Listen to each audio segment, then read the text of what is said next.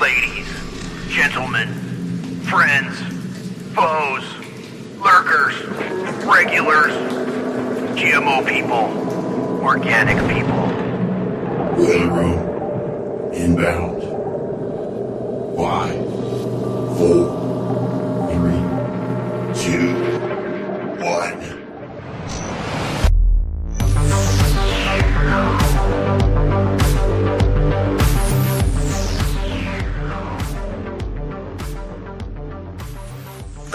All right, ladies and gentlemen, friends and foes, lurkers and regulars, non-modified people and modified people, what's up? Welcome to the Boiler Room. I'm your host. My call sign is Hesher here at Alternate Current Radio.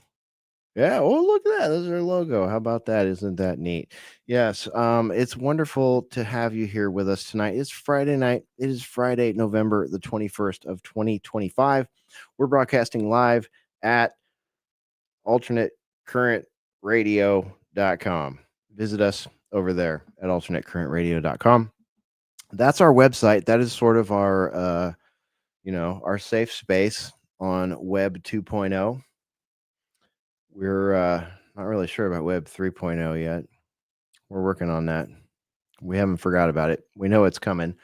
But yes, find us on the web over there. Support us over there. Share us over there. All that fun stuff that you do when you want to support people on the interwebs.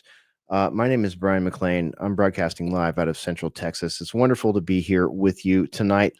It's a Friday night. We're kind of testing the waters, perhaps permanently moving Boiler Room to Friday nights.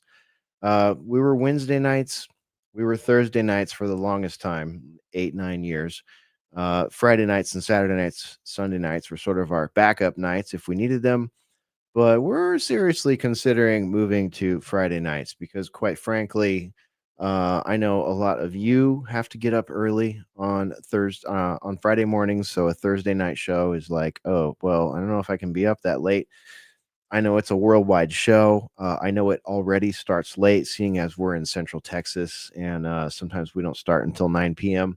here in Central Texas. So we've been thinking about all these things, moving things around a little bit, playing a little bit of the shell game, trying to see how it works for everybody, trying to see if we can coax Daniel Spalding out of South Korea to join us or something like that, since this is technically his Saturday. So we'll see. Makes it a little bit convenient for Mark Anderson perhaps to join us more often. So, and Friday, quite to, be really honest with you, Friday has been my one day of the week. It has kind of been my down day. I can't really say that for the 2.5 years I worked at TNT, but Friday is sort of my day of recovery. So I'm having a hard time rebooting my mental clock into, Friday not being that. Friday being the day where we go. And that's what we're going to do tonight. Welcome to the Boiler Room. This is Foreign Entanglements and Digital Threats, the new front lines. We're going to be talking about some current events here on the Boiler Room tonight. We're going to be joined by Randy J, Mystical Pharaoh, and Ruckus. Faux show, and we might be joined by Baselit Analyzer and I don't know, one of Mark Anderson's bastard cousins with a cool name or something like that. But yeah, here we are. We're getting to the final phases of 2025, guys. 2025 has been, I don't know, I don't have an adjective for it. 2025 has been a bit of a wild ride. I mean, it started with the inauguration. It started with a Cybertruck Tesla blowing up in front of a Trump Tower. I mean, if that wasn't a perfect harbinger for this year and all the wacky, wild stuff that we're seeing this year, then I don't know what is. I mean, that was, chef's kiss, great psyop, whatever the hell that was, or a great spin on an organic event, if you prefer. We'll never know. We'll just won't know. Like so many things, we're just gonna have to chalk that up to we won't know. But we sure did a lot of internet sleuthing about it, and boy, wasn't that fun when that was the week's thing. Yeah, things have gotten weird out here on the interwebs, my friends. Things have gotten very strange. the speed at which narratives are airdropped into our feeds and then processed and then exited from our minds has just exponentially been increasing and increasing and increasing. We're to just accept things like it's just the lobe. It was just the lobe. The lobe heals fast. Don't worry about this Crooks guy or the strange narratives around him. Don't worry about the, golf course guy. Don't worry about all those other hanging question marks that we've had over all these, last generations. But hey, let's just keep it nat, right? Like ADHD oriented, goldfish oriented, and last 10, 15 years. Okay. We don't want to go too far back. We don't get too esoteric. My goodness, we don't want to talk about JFK. That was like 60 some years ago, right? We don't want to talk about the Act of 1870. No, that was a way long time ago. No, no, no, no. We don't want to talk about any of these other things. We don't want to talk about the creation of the Fed. No, no, no. We don't want to talk about any of that stuff. Give me the news cycle. Apparently, that is what the people want. Hell, you can't even be a fucking comedian anymore and not talk about politics or the news cycle, right? Sorry, Joe Rogan. Sorry, Dave Chappelle. Sorry, all you guys that had coolest fucking gigs, maybe the coolest fucking gigs. Y'all got dragged into my little realm here. So welcome, I guess. I don't know. It's weird. It's weird to have to say welcome. It's weird to have to look at the top podcasts on the planet and go, oh, look, number one, Candace Owens. Wow, look at these topics. Huh. All of a sudden, there's a big interest in these topics. What about all the people that have been talking about those topics for the last 10 years, the last 15 years, the last 20 years, right? That group of people, okay? That group of people that got demonetized in the Google demonetization of 2017, that group of people that got shadow banned on Twitter 1.0 under Jack Dorsey, that group of people, right? That group of people that became social rejects, right? So we're talking about these things. Well, now they're the most popular things you can talk about. Yet I still have the dirt and the dust, like Pigpen. Remember Pigpen, right? From Peanuts, Pigpen. Everywhere we go, there's just like a cloud of dust around him. Nobody give him a bath. Yeah, social reject. Pigpen is the Peanuts version of a social reject. And our dust that rolls off of us is the dust of shadow banning, the dust of character assassination, the dust of all the tropes over the last 15 years, right? We gave a fuck about people's health. We gave a fuck about health psyops. We gave a fuck about land rights. We gave a fuck about human rights. We gave a fuck about psyops. We gave a fuck about MK Ultra, mind control, cybernetic feedback loops, right? Marketing, weaponized marketing, fake news, right? All that before that was even a term. Before that was a cartoon character term dropped by a cartoon character wannabe president. Welcome to the boiler room. Let's say hello to Mystical Pharaoh. We got Mystical Pharaoh joining us. Pharaoh, what's up, man? Welcome to the boiler room. How you doing, dude? I'm doing good, dude. How are you? I'm pretty good. You know what? I cannot let any of this shit get me down anymore. I'm pretty much bulletproof at this point to psychological operations. I'm glad to see that the normies are catching up, even if it's at the hand of Candace Owens, Joe Rogan, and Tucker Carlson stroking the back of their heads, saying yes, I'm sorry, American and Western person, but Macron's wife is, a creep, and This story with Charlie is messed up, and we got foreign entanglements, right? Foreign entanglements and digital threats, which are our new front lines, right? You know what I mean? Like, this is the kind of stuff that will scare newbies. I ain't scared of this crap, man. I survived Y2K. I survived the 2012 Mayan apocalypse. I survived 9/11. I survived the daily shooter. And so did you. And so did a lot of you out there. You know what I'm talking about. So bring your fucking stupid psyops on, you globalist pigs. Let's see how they affect the normies and the newly awakened. Welcome to the show, dude. Well said, my friend. I think we're pretty hardened right now. That Yeah. I don't think we're going to be swayed. As a matter of fact, we get more tough, we get more resilient. That's how we do it. Damn right, dude. Damn right. We get more tough, we get more resilient, and we get more black pilled, and not black pilled in the way that they want us to be black pilled. A lot of people feel that they feel the black pill pull, the vortex, right? That sort of like sucking feeling, just want to suck their dreams, their hopes, and their dreams out, and everything that they had hoped for. No, we have already transgressed that level of disappointment, and we're now at a point of sheer nirvanic bliss amongst odious psyops. Am I right? Yeah. I think our black pill is not giving up on life, or actually, or even in America. It's more about giving up on the current system and just realizing it. You know what? Fuck that shit.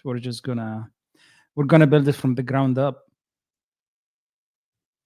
Right, right. Yeah, man. It's really the majority of what we have left is us, ourselves, those that surround us, the like-minded individuals that we can connect with. I mean, what more can we ask for in an era like this that humanity has, quite frankly, at least recorded humanity, has never seen before? Yeah, absolutely. And we have to trust each other. We have to keep our faith in each other as human beings.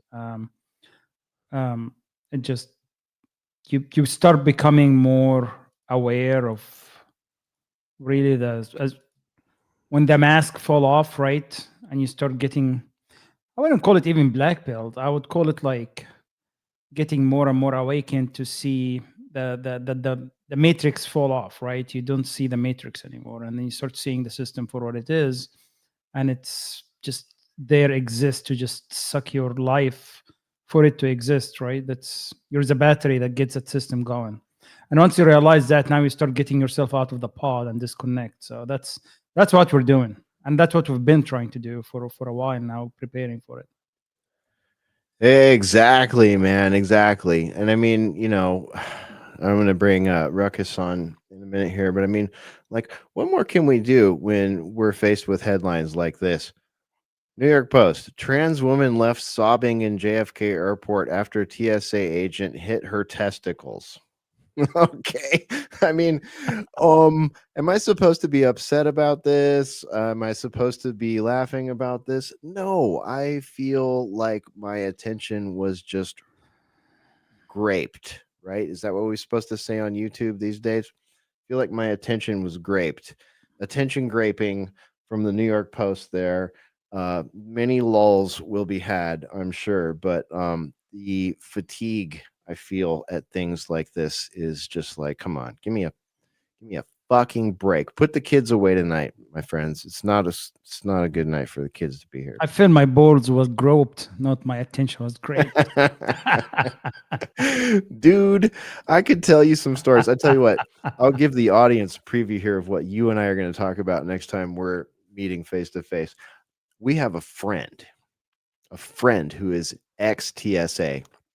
And when I realized, we met him, we didn't really. When I met him, I was like, that guy looks familiar. Yeah. When another man in a uniform touches your balls in public in front of a bunch of people, they're going to stay familiar. Okay. He used to work at TSA, and we realized this, and I was like, oh shit, you patted me down. And I was like, that's a pretty creepy job. And he was like, I know. You'll notice I use the back of my hands. And I was like, yeah, I know. there are other people that work there, and he just cut me off. And he goes, yeah, there's this one guy who works there, and he sits down like this, and he juggles all your bits and pieces, like just with total glee. And like I had to pull him aside. This dude was one of his supervisors. He was like, I had to pull him aside and say, hey, could you not show so much glee while you're doing an enhanced pat down on people? And I felt so fucking vindicated, dude, because I've been saying this on this show for 10 years. When we started this show, I traveled a lot, and I dealt with TSA a lot, and I got groped and messed with a lot. There's like a bunch of episodes where I tell these stories like in deep archives. So it was a little bit vindicating to meet him and be like, I remember you were an okay enhanced pat down guy, but some of those other people, and then he just started laying into him, and I was like, oh my gosh. I still remember you. Oh man.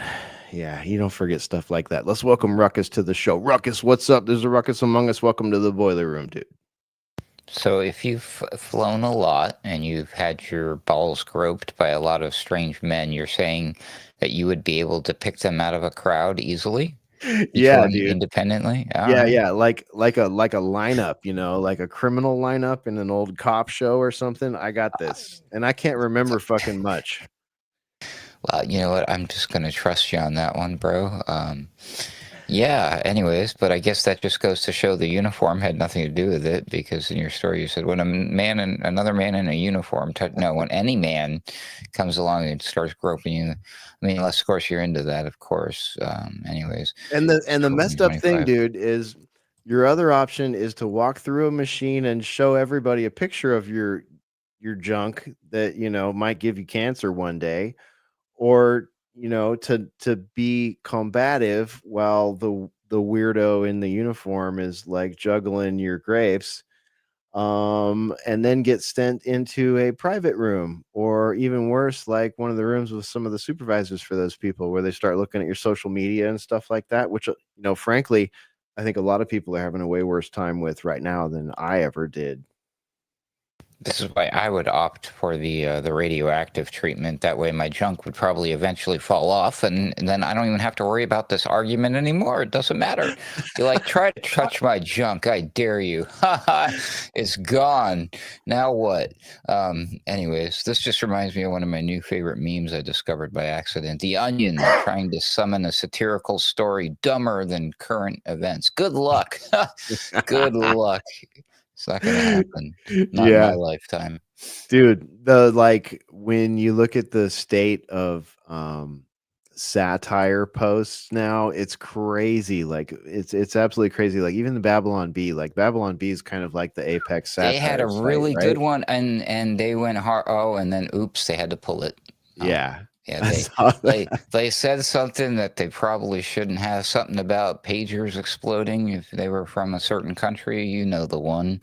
Yeah, Megyn Kelly meme. They pulled it. I'm like, wow, dude. I've never seen them pull anything. That's funny.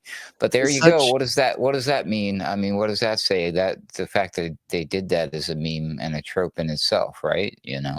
I'm not going to say it. It's such a turnaround too, because when you look back at their material over the last 2.5 years, well, let's just say since around the second week of October of 2023, there's so much stuff in there that is contradictory to a statement like that or a meme like that. And there's this current like gaping divide going between the so-called conservative influencers, podcasters, media, whatever, just sort of as flag planters. Like on one side, you've got your Candace Owens, your Tucker Carlson, your Fuentes, and those people that are making, those arguments. And then on the other side, you've got your Mark Levins and everybody like that, and all this stuff. And everybody's watching this giant divide get just bigger and bigger and bigger. And where does someone like Babylon Bee fall in that is like,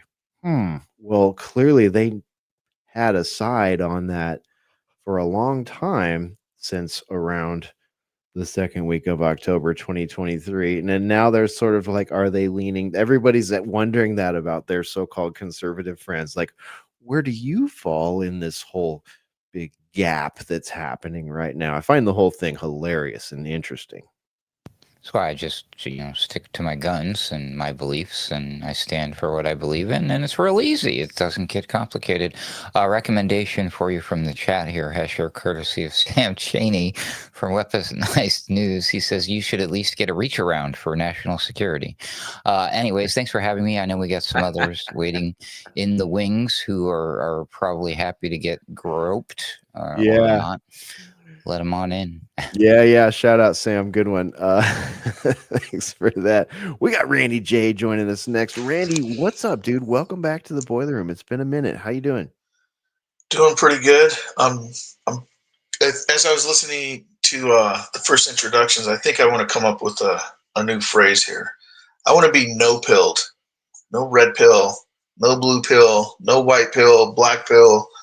I want to be no-pilled. 0 pills, non-GMO, completely organic. I'm trying to live pill-free. That's what I'm doing. I think that's actually really wise. I'm glad you brought that up, Randy, because I feel like the Boiler Room was, because let's face it, let's be honest with ourselves and our audience here. Like, and most of you know this. The whole pill metaphor comes from the movie The Matrix, and the whole idea is you've got people that are asleep in a there you go. Ruckus has got there you go. We've got Morpheus right here in Morpheus has joined the chat. There you go. Just imagine one of those is red. Imagine the purple one's red. But it's like now where we're at, and David Icke, I would give shouts out to David Icke for probably being one of the first person to really gain a lot of traction using that metaphor, right, to describe normies / NPCs, right? Versus, people that want to escape the matrix, people that want to know the actual truth, even if it destroys their entire reality, right? But then, like, over the years, while we've and we lean into films, I'll be the first person to say we lean into films. I mean, ask Jay Dyer, ask the Boiler Room. We brought Jay Dyer in here for his film analysis and his geopolitical analysis, and we're still good buds with him. And it's like those metaphors mean something. And this one in particular is one that has taken a life of its own, Randy. And I think it's just so interesting that, because of the work of groups like us, the Social Reject Club here in the Boiler Room, and many others on the internet, that we took that film metaphor and escalated it from, blue pill, red pill, all the way up to black pill, just sort of as an acknowledgement to people that, hey, this gets really dark. And I used to use the Toxic Avenger a lot as my metaphor for this rather than the Matrix, like a lot of people. Like the toxic waste that the young janitor fell in Toxic Avenger, to me, is the media. To me, is the overall bucket of psyops that we're exposed to, and mind control and all that shit. So it's kind of like, the fact that people have gotten all the way just kind of with us all the way to like black pill, where it's like, how can any of this matter? There's no solution to this. I mean, I'd say that's probably the ultimate feeling behind being black pilled, or maybe if you prefer, everything is fake and gay and weaponized, right? Yeah. It's always been, as we think back to whenever, all the way up to present tense, there's always this, pick a side, pick a lane. What team are you playing for? Are you red? Are you blue? Are you pro interlocking triangles? Are you, do you disavow the interlocking triangles? The little triangle geometric shapes, one pointed up, one pointed down. You'll find them on flags sometimes, right? Yeah. Where do you stand? Who do you bow down to? You know what I mean? And it's kind of like, that's sort of defeats the whole purpose of, I think, how the human experience is supposed to be. I shouldn't have to pick a side of any any coin. Shouldn't be heads or tails. Shouldn't be red pill, blue pill. Um, you can go your own way, or however the song goes. So, but, and I think it's interesting too when we talk about the media and all of that. This like ever present media blitz, the news cycle, the dopamine hits, keep sliding and doom scrolling and checking out all the different headlines and everything, and we all get caught up in it to one degree or another. But talk about psyops and everything else like that. That's a thing.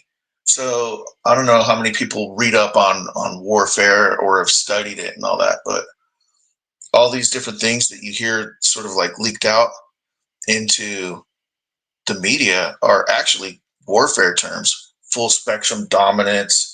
We're gonna hit them at all levels with everything we got. Keep the op tempo going. Rapid fire. Discombobulate the enemy. Have them all confused or the opposition. And to me, that's what's going on. And it's not unlike a magician's trick. You got all this stuff going on, and everybody's like looking towards it and paying attention to it, and they're very locked in. Trump's over here, he's in Saudi Arabia, now they're back over here on this side. This is going out, he's signing this, he's going there, they're doing flyovers, he's at the UFC. And meanwhile, there's probably an entire conversation going on with the donor class, the elite, and all them, that is just on a whole nother wavelength that no one ever hears. So it's almost like there's the show, you're watching the rabbit get pulled out of the hat, but really they're just it's an act. This is just one person's opinion. This is the no-pilled opinion of what's really going on. No pill, the no pill. I like it. That actually dovetails nicely with I wrote an opening monologue for one of my very, very first paid gigs at TNT at Today's News Talk. Shout out to Mike Ryan. And it was similar to the what you were just saying, but it was more of a we got all the pills. You know what I mean? It was more like, yeah, we got your reds. It was like Cheech in front of the den where Selma Hayek danced in Dusk Till Dawn, right? We got all so kinds. the drug dealer's got whatever you want. He opens up his jacket. Pick a watch. You like this one? We got mauve pills. We got teal pills. We got, we got red pills, blue pills, white pills, black pills. We got all the pills, So that was sort of where I went with it. But yeah, I agree with you, man. We've and I think this all dovetails nicely with the opening monologue there, because we're sort of like been way out ahead of seeing the trend analysis on this. Gerald Salente would be proud of us. We look up to him as far as trend analysis goes, because we've transcended the pills at this point, my dudes. Trump's got the pills on sale at trumprx.gov. Stop. Well, we also have lots of big beautiful bills right there. There you go. We have big, I see what beautiful you did there. Bills. Continuity of government, all that. It was just the lobe. They heal fast. I can't believe I shared the I drained the swamp meme on Sunday Wire. In case you missed it, folks, you'll have to watch back. I'm never showing that one again. I'm embarrassed. Patrick laughed, though, so that was funny. Sunday Wire has been pretty spicy lately, I gotta say. Like there have been, certain years in the arc of the two shows' relationship where like one was a little bit more serious than the other, and like we tried to keep things very journalistic on one, and the other was more of a free for all. But these days, like with the world getting so clownish, like it is not rare to find myself and Ruckus Patrick Henningsen, probably one of the most serious independent journalists you could imagine. Basil Valentine, another very serious-minded person, having to indulge in meme warfare and just all the it's crazy the way like troll culture and independent media culture and journalism and even mainstream journalism in some cases, if you could call it that, sort of have a Venn diagram now, whereas before they used to be very disparate, right? Like there was not much of an area where the like you are here that a lot of people could relate to between all of them. Dude, the United States government, the president is trolling people and things. He puts out these messages, like the ICE videos. I mean, like, it's crazy. It's immature. I mean, and did you guys see what he said to the reporter the other day? No, what did he say? Oh my God, Mystical Pharaoh, do you have a clip for that? I'm sure you know what I'm talking about. He No, was I on don't. Air Force. He was on Air Force One, and they were asking a bunch of questions about the Epstein files, I think, and one reporter was asking something specific, and then he said, "Quiet, quiet, piggy," to the lady. What? Yeah, no, yeah, I'll find you the link. Yeah, dude, that's Charlie Manson's response right there. That's what you would hear Charlie literally. Hold on. Okay, find out while you find that clip. Let me just react before I even see it.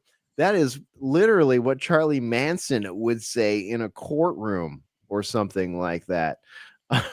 That's just absolutely bananas.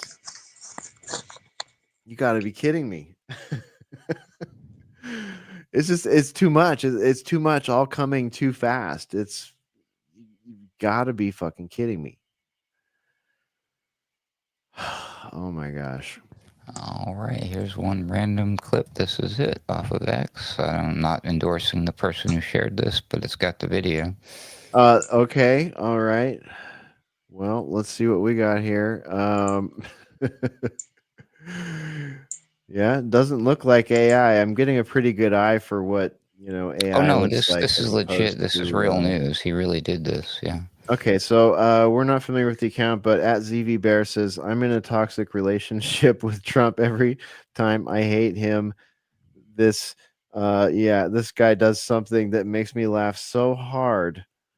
Okay, let's put this on the screen for everybody. Let's see what's going on here. Yeah, Jennifer, go ahead. Go ahead. In the file, Venezuela, sir. Quiet. Yeah, Jennifer, go ahead. Go ahead. In the file, Venezuela, sir. Quiet piggy. Okay, I let it run twice there because it's bad audio because of course it was recorded on Air Force One. He intentionally does that. He intentionally does that to distract and get people talking about shit. This is classical Trump move. He likes to generate news cycle and to distract. It's that trolling factor, though, right? Like there's this whole, and this is what really gets me, you guys, is it's not even so much the PR machine behind them, the interview machine, the podcast machine, the like, and this is all very easily predicted if you go back to 2024, especially in the ramp up to this campaign that led to where we're at right now. It's very easy to see the various types of rebranding and marketing that's being like duct taped to everybody to push them to where we're seeing them right now. And that was all very it was sort of a mixed bag. Like on the one hand, I liked seeing people that were going to be potentially politicians in long form open format discussions. Like that was new, that was somewhat novel, that was somewhat, we hoped, beneficial. But then as soon as these motherfuckers got elected, no more podcasts, no more long form, no more open interview, any of that. Hell, we had reporters walk out of the White House because they were not willing to take the new fascistic rules that they had to have their questions and their reports cleared by the fucking Pentagon. Okay. That's right. This is a Friday night show. Weapons free on the swear jar. Sorry, this is not a homeschool night for alternate current radio. Catch us on Sunday Wire. We'll try a little harder. But even when you see stuff like this on video, you guys, this behavior, this alarming behavior, it's nothing compared to what you see coming out of the official channels on Department of Homeland Security's Instagram channel or the White House's X channel. I mean, I can't believe some of the stuff. I'm not even going to go into like individual examples. It's amazing to see some of the basement troll, bridge troll style stuff that comes out of official government social media channels now. I don't know what else to say about it. It's freaky. Well, so it used to be funny, right? In the beginning Yeah. of this culture war, right? Right. But then with Trump 2.0, it became so just crass, and so it lost its meaning even, right? Because everybody knows it's gay and fake and shit, right? So back in the days, it used to mean something when actually like people thought that Trump is someone that just trying to stick it to the establishment. But then basically when all this like facade like fell off, now it means nothing. And now it just became just, yeah, you just have a bunch of like morons sitting in the White House or some of those official accounts and just trolling. They don't even know if they are human. They might be just AI trained on just some cheesy shit and it's generating those posts. Who knows? I've Well, wondered that myself. Trump's making AI videos, so is Melania. They've basically admitted it. Yep. Yeah. So it's I don't know. I honestly I don't I used to laugh at Trump jokes and some of his actions, but now I just zero. He just No, lost I know everything what you for me, mean. you know? He's not funny anymore. I He's not agree with you. funny. He's not like it's just another he for me now he's nothing more than just another politician. And once Yep. once you see him this way, just yeah, this is just gay and fake and just fuck off. It's like it was funny. It was funny when the meme war was starting, in that 2013 to 2015 era, 2016. Like it was funny Mhm. then, like legitimately funny. But was it funny because of Trump himself? Not so much. It was funny because of people like us and people on Twitter and on other places. Like we the people, thank you very much, were the ones that made it funny and found the humor in it. And we were able to do that. This is my opinion, but we were able to do that because this guy didn't have a record of atrocities behind him at the time. But now he has a record of atrocities behind him, under him, above him, and in front of him. All Mhm. right. And that's what makes it not fucking funny anymore. And the other thing that makes it not fucking funny anymore is the fact that we had the experience of 2020 and 2021 during all that, right? We had the experience of everything there, right? COVID 1984, J6, the elections, even all the way back to those midterm elections. I mean, everything that was going on in that whole time period was, in my estimation, or at least the effect of everything that went on during that time, was one of the worst browbeatings that Western society and humanity has maybe ever had, or at least had since the 1940s. And I would argue maybe worse because the death toll is still rising, and the amount of young people that were affected by that, they will have long-term effects and manifestations of what went on during those years. And we don't know all told what that's going to look like, but You know what I mean? Like that's Are we still talking about Epstein? that reduced the humor, Randy J. That removed my ability to have forbearance, levity, humor about this guy and this second version of this administration. A few things I'd like to just throw out there, remind people of, and everything. I want to go back and find this. I think it was before the run as Donald J. Trump, president number 45. I think it was a little bit before that, possibly shortly after, but it was in the run up to his first go around. And I said, it's really weird. The media is just attacking him on everything. His shoelaces are too long, his everything. But they wouldn't touch him being in the Epstein book, in the call logs, or on all these, what was it, like in the address book that they got White from logs, the black book, call logs, all that. Yeah, they wouldn't go there. And I said, that's pretty weird. It's almost like if they take out the flamethrower to him, because they're doing it on everything and nothing, then they'd have to like torch up some of their own, right? And so it seems like as things have morphed over the years, there's still a there, and we all know it. So now it's almost like they have to call the audible and adapt on the fly. And what they're doing now is, all right, screw it. Let's just do with this one like we do everything else. We got control right now, Team Red, and we are going to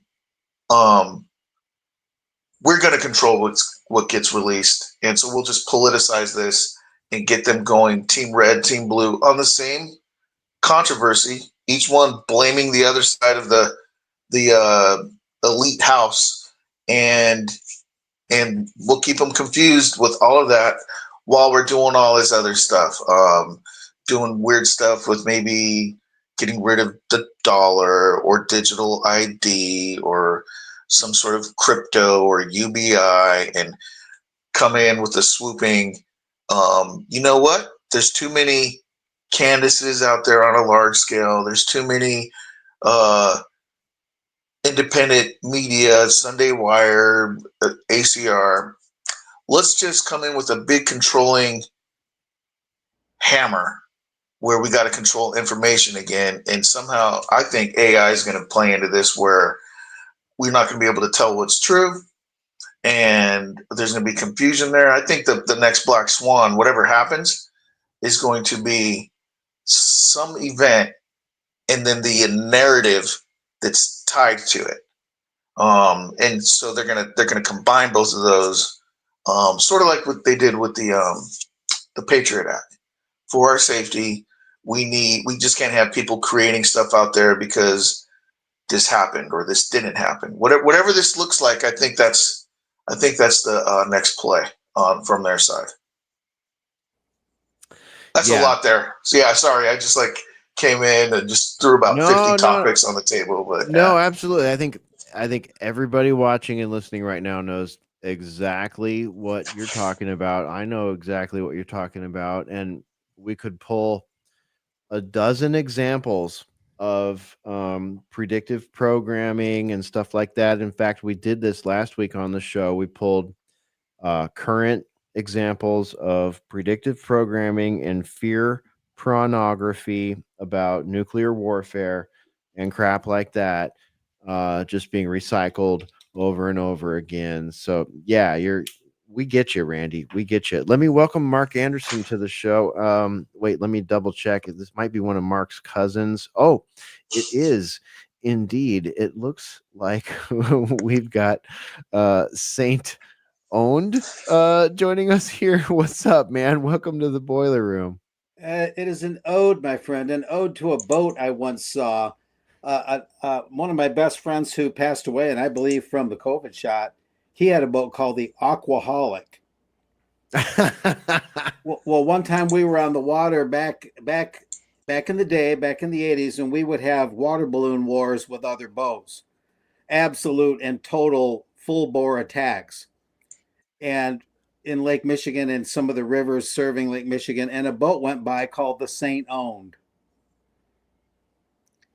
All And right. so this is an ode to the Saint Owned. Okay. I thought you were Yes. stoned, dude. Well, back in those days, I think we might have been a little pie-eyed, as it were. Oh yeah.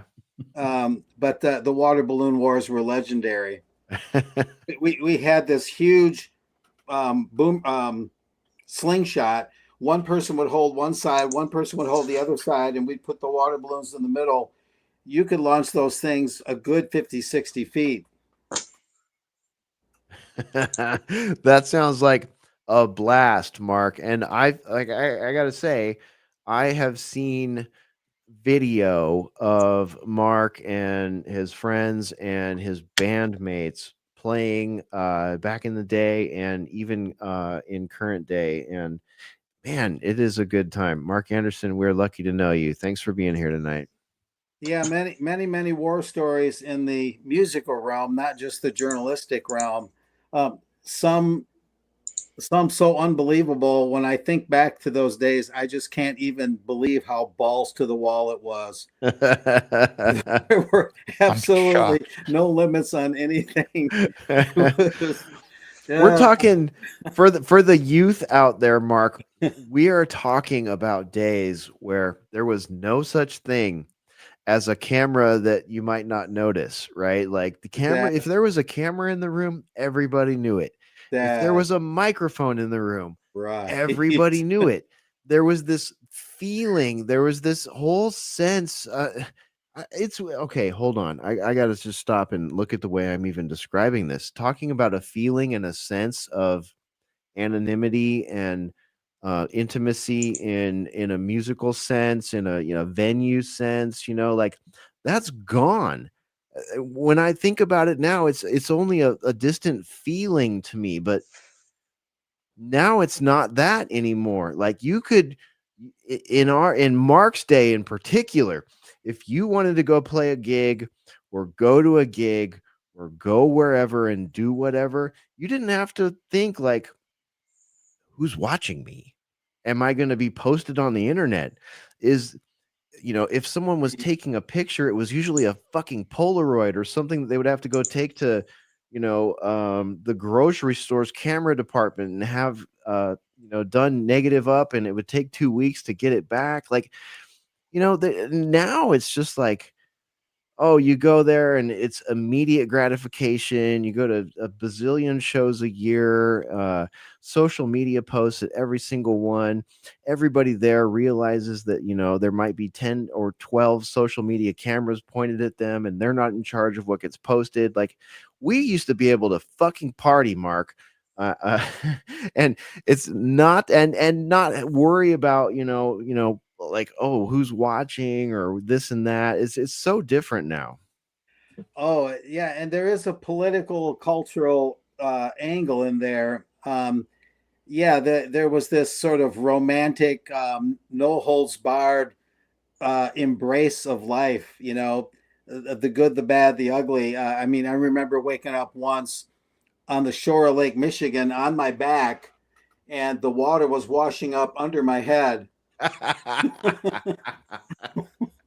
And it was beautiful. The embers of the fire from the night before. You could put fires on the beach back then. Yeah. There was the beaches were yours to do whatever you wanted with. By and large, yeah. And I remember going out on a catamaran with this guy named John Froberg, and I wasn't accustomed to going far enough out where you couldn't see land anymore on a very small, fragile boat. And we did that in Lake Michigan, and it was a little uncomfortable, but it was, in those days, there were really no inherent limits on anything. And and everything was sort of quasi anonymous. You were able to keep secrets. You were able to have a little mystery in life, serendipity, spontaneity, completely unplanned living at times. Yeah. And so part of the political changes is this planned society. Yep. there was an author named Taylor Caldwell, a great lady author born in England, and she wrote some great novels that were based on the facts of conspiracies and living in a planned society. One of her best books was Captains and the Kings, and I met the author's granddaughter in 2020 living in Las Vegas, and she preserved her mother's archives and heritage of this great ballsy woman novelist that wrote novels based on very rich, powerful men turning society from a dream into a nightmare. And so that was a very interesting and enriching experience meeting her, the granddaughter of that great author, the author herself that lived from 1900 to 1985. But so kind of pulling myself out of that venue and getting into what you guys were talking about. Did you have an icebreaker today? I know I parachuted in later than I wanted. Is the icebreaker all the way in the rearview mirror now, or? We might have even leapfrogged it. I think we just kind of went monologue straight into conversation tonight, Mark. So okay. So there was no okay. Yeah, you were talking about Trump. Yeah, that it. Yeah, in his first term, Trump 45, it was a little more clear cut. The fake news, media attacking him. Like I said, if the slightest thing happened, the death of a goldfish, it was Trump's fault. It was a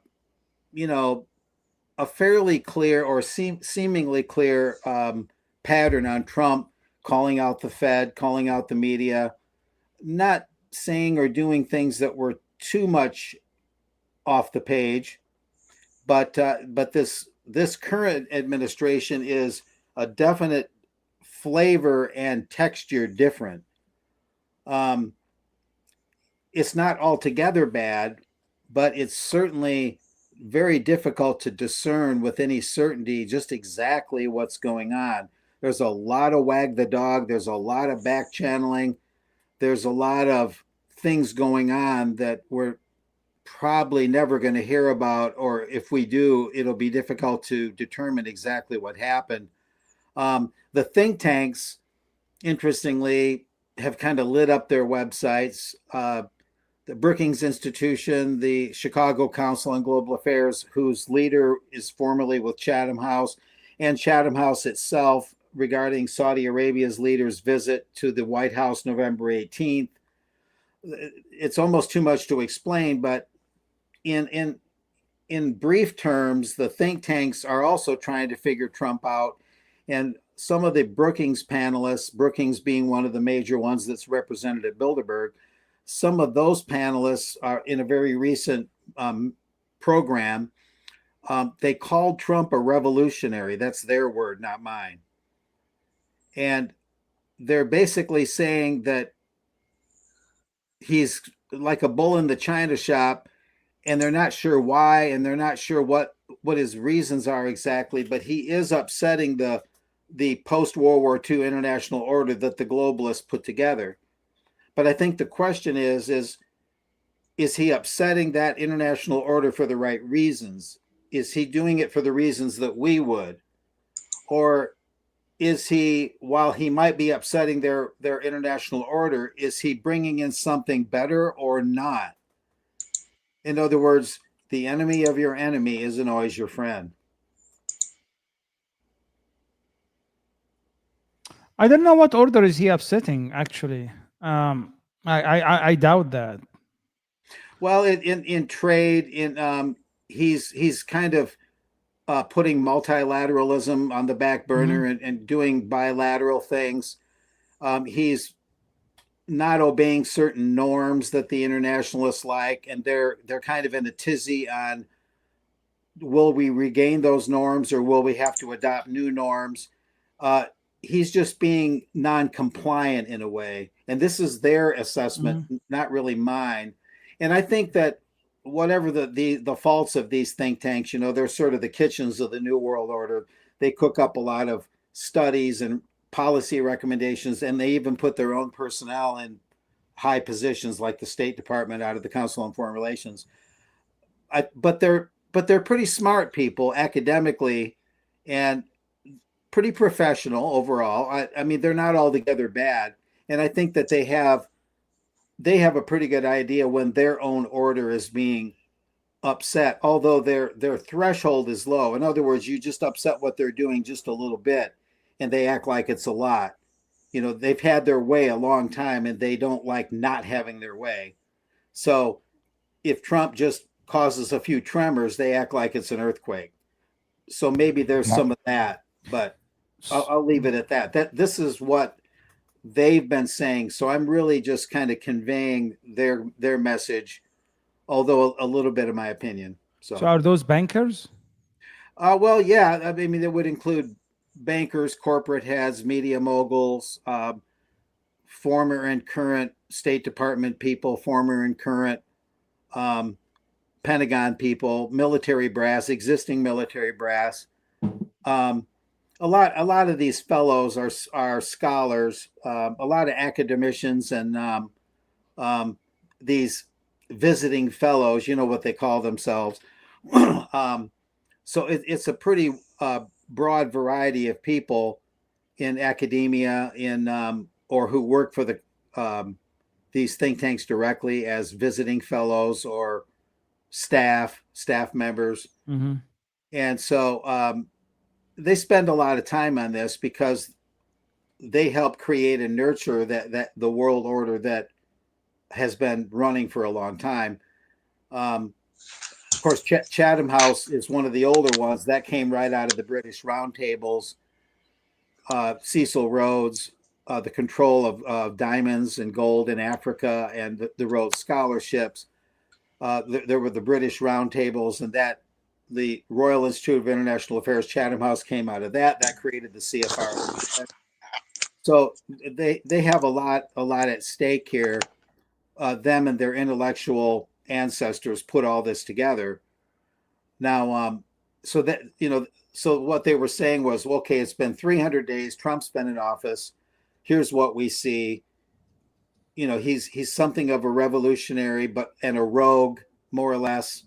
And although they did say that you're seeing some defections in the Republican Party, and with those defections,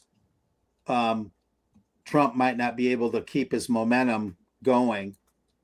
So I think that they're hoping that the defections in the GOP will help their world order in some way. So is it fair to say you're talking about the liberal world order, not necessarily because I see it. I don't see Trump disrupting anything in the underlying. That's why I said is it financial or bankers, right, or not? So well, it's trade. I can see disruption in the liberal world order, right? But I don't see disruption in the financial world order, where he's actually the same bankers are the one embedded in his administration. All his policies that he's even talking about is doing nothing more than just really increasing the clinch of those bankers on everyday Americans. Well, I don't know. I think that remains to be seen. They consider their financial world order part of the liberal world order, and if you're not part of it, they call you illiberal. That's their word. You're nationalist, you're populist, you're conservative. Well, you're illiberal. You're not part of the liberal world order. In their economic system, they consider the neoliberal way. That's their terminology. It does get a bit murky. You're right. It's a little ambiguous here and there. What are the odds that these really smart people who usually do these things secretly, who have now been way out in the open and online and have forums and discussions, and they don't hide none of their shit, and people are onto them? Wouldn't it be much easier to do something far more subtle and nefarious and use somebody as either a patsy or a fall guy or a useful idiot or a deep state agent? I believe I'm with you with this mystical Pharaoh. I think you probably believe the same things I do. He's not disrupting anything. He's a part of it. Whatever the ultimate end goal is, he's playing his perfect role. This is all intended. These people can't just come out and say, okay, we're changing the game on everybody, but we know you're not going to like it, so we're going to do it this way. We're going to, oh, look at this guy. Oh, no, what is he doing? Stop that. Please stop. And they're like, yeah, keep going. It's I think ultimately everything he's doing is playing an ultimately useful role for whatever the end game is. And I think these people know it. They're using him like a puppet. It's on purpose. He's not some loose, out of control bull in a china shop. And he's certainly, I mean, holy moly, it's almost like they kidnapped these people, like the Donald Trump from back in the day and RFK Jr. from back in the day, and replaced them with pod versions of them or something, because they're literally not the same people. They're full 180. I see we have another person who's joined. We got Bazelit Analyzer joining. And what's up, Eileen? Eileen says, hey, BLA. What's up, Bravo, Lima, Alpha? Welcome to the show. Hey, you guys, hold on, I was going to do a Clinton. Hey, you guys talking, I feel your pain. No, damn, I had Clinton in my head. I was ready. It was locked and loaded. You guys talking about Bubba? I did too. Bubba, yeah. I have him in my head too. I know what you mean. So we're talking about the big, beautiful bill. How dare you? Right. Yeah, so apparently Bubba's been getting like a lot more action than we thought. Or it's a horse, apparently. That's the salacious thing. You guys, of course. Yeah. I don't know about you guys, but no idea what this guy's talking about. Well, yeah, I used the search function on whatever website that was to try to dig into the files, and that was janky. So then I tried to GPT it. That didn't help, so I went and raw dogged it, and I probably got through about 5,000 old school style. Pages today. That's what I'm talking about. I mean, just starting at the beginning, and I walked away. That is how we do fucking work here in the boiler room, old school style. Yeah, we got your GPTs and your co-pilots and all that shit. Thank you very much, but we have method fucking ologies. Okay, go ahead, BLA. Well, I just kind of spurred out and went through, the documents one by one. You kind of scan them, you look for keywords. So what new information surfaced? Anything? Well, I mean, I definitely walked away with like a particular sort of impression or take from the thing. And it's all unclassified. That's what they're going to release next. And there's nothing that's like really salacious. It's obviously, all of the MIC stuff is going to be held back and, all that. But I walked away thinking, like, first of all, your first impression is that this Epstein guy is like really popular with these people. I mean, they really like this guy. He does really like me. Yeah. All they do is like send him emails all day long. It's weird that like it's all through email. And here's a picture of my butthole, and here's what I'm gonna do tomorrow night, and here's another picture of my butthole. Well, it's weird because like you kind of expect there to be some like some of that, but it's actually more like sort of older people sitting around complaining like about the prospect of Trump for like a lot. And it's weird because he's mentioned so many times, but it's all just, them talking about him. And then what happens is there are these emails where somebody will ask Epstein, they'll say like CNN's going to interview Trump, in 30 minutes, like what should the questions be? So then he responds with, some questions, and they use them. And then there are emails from Trump or through a proxy that are like, he needs to respond to these questions. How should he answer? So, it's like he's doing both sides of this thing. And then Ken Starr like emails him a bunch of times. And it's really weird because he's like, I just got the new account. There's a $3 billion settlement coming up, and then like Epstein responds like, hey, way to go. And that's it. It's like Tuesday at 10 a.m. And there's one where this lady, she emails and says she got the Apple account. Should she take business class to Abu Dhabi? And he says, no, I'll have the jet fired up and I'll have some fun arranged for when you get there, which is, that's like the most salacious thing in the thing. But then there's all these, random names that come up like, oh, he's Clooney, Woody Harrelson, like celebs. And then there'll be like, I don't know, presidents and prime ministers, but it's very like matter of fact. And you walk away and you're like, I still don't know exactly what this dude like admittedly, like what he was doing. We know what he was doing, but when are they going to say what he was doing? Does that make sense? Are those names red herrings, do you think, in some cases? Yeah, it's weird because they do, you kind of are aware of the fact that, like, what if this whole thing is an op? Like, what if these are all just not like, the AI made up all these emails in the first place? What if they're planted? What is going on here? But I think it's just that the lawyer just released a bunch of shit, and it's all like totally just milquetoast stuff, and the finances are still opaque. You can't see, you can't make out like what he's doing, how he's making his money or whatever. And the search function on whatever website that is, I searched for like Jean-Luc Brunel and, a bunch of random people. And there was one email that was the wildest one I came across was about Brunel, and it had something, it was like creeper stuff. And it had something about, he was bringing models and girls, and I won't say any more, but it was creeper shit. But then you get past that and you're like, yeah, but was this just an article about this, or was this an email? Because it looks like an email, but I don't think that's this is just stuff that we already knew. So in other words, we're not going to get anything. We're not going to find out that he was a, triple agent. He was a fixer, a handler. We know that already. There's like nothing about Wexner. And it's just the same stuff that like you guys have been talking about this shit for like 10 years. So, Nothing anyway. about Dershowitz, nothing about Bill. Like that's the whole Well, thing. there's stuff from Dershowitz to him. But it's like cherry picked, right? It's nothing. Yeah. It's like circumstantial, and that's the thing. Like I'm trying to figure out tonight, we've got this whole Epstein files update and all these people talking about it.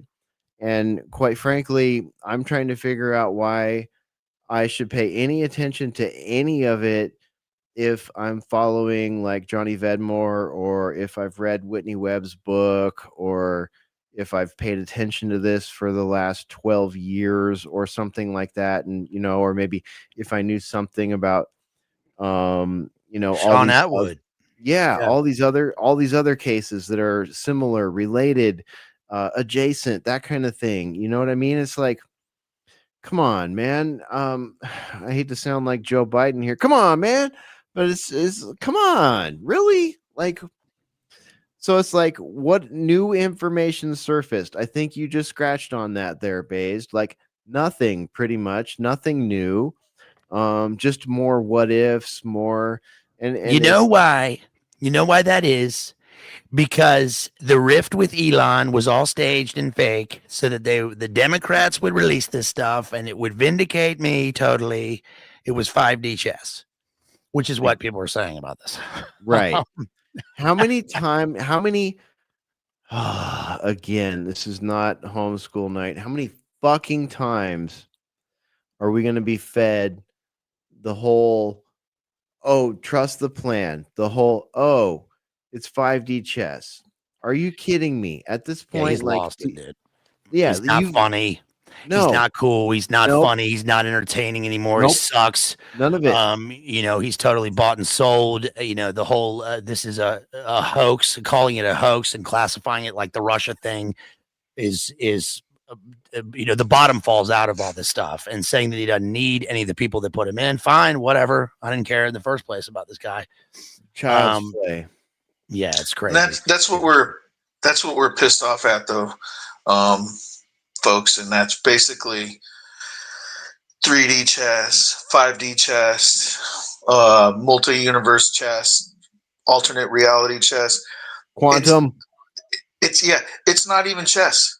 That's what's pissing everybody off. It's a rigged game. All the colors on the board are the same. They changed the rules. Now we're playing Connect Four. Now we're back to checkers, and it's rigged. And that everybody could see it plain as day.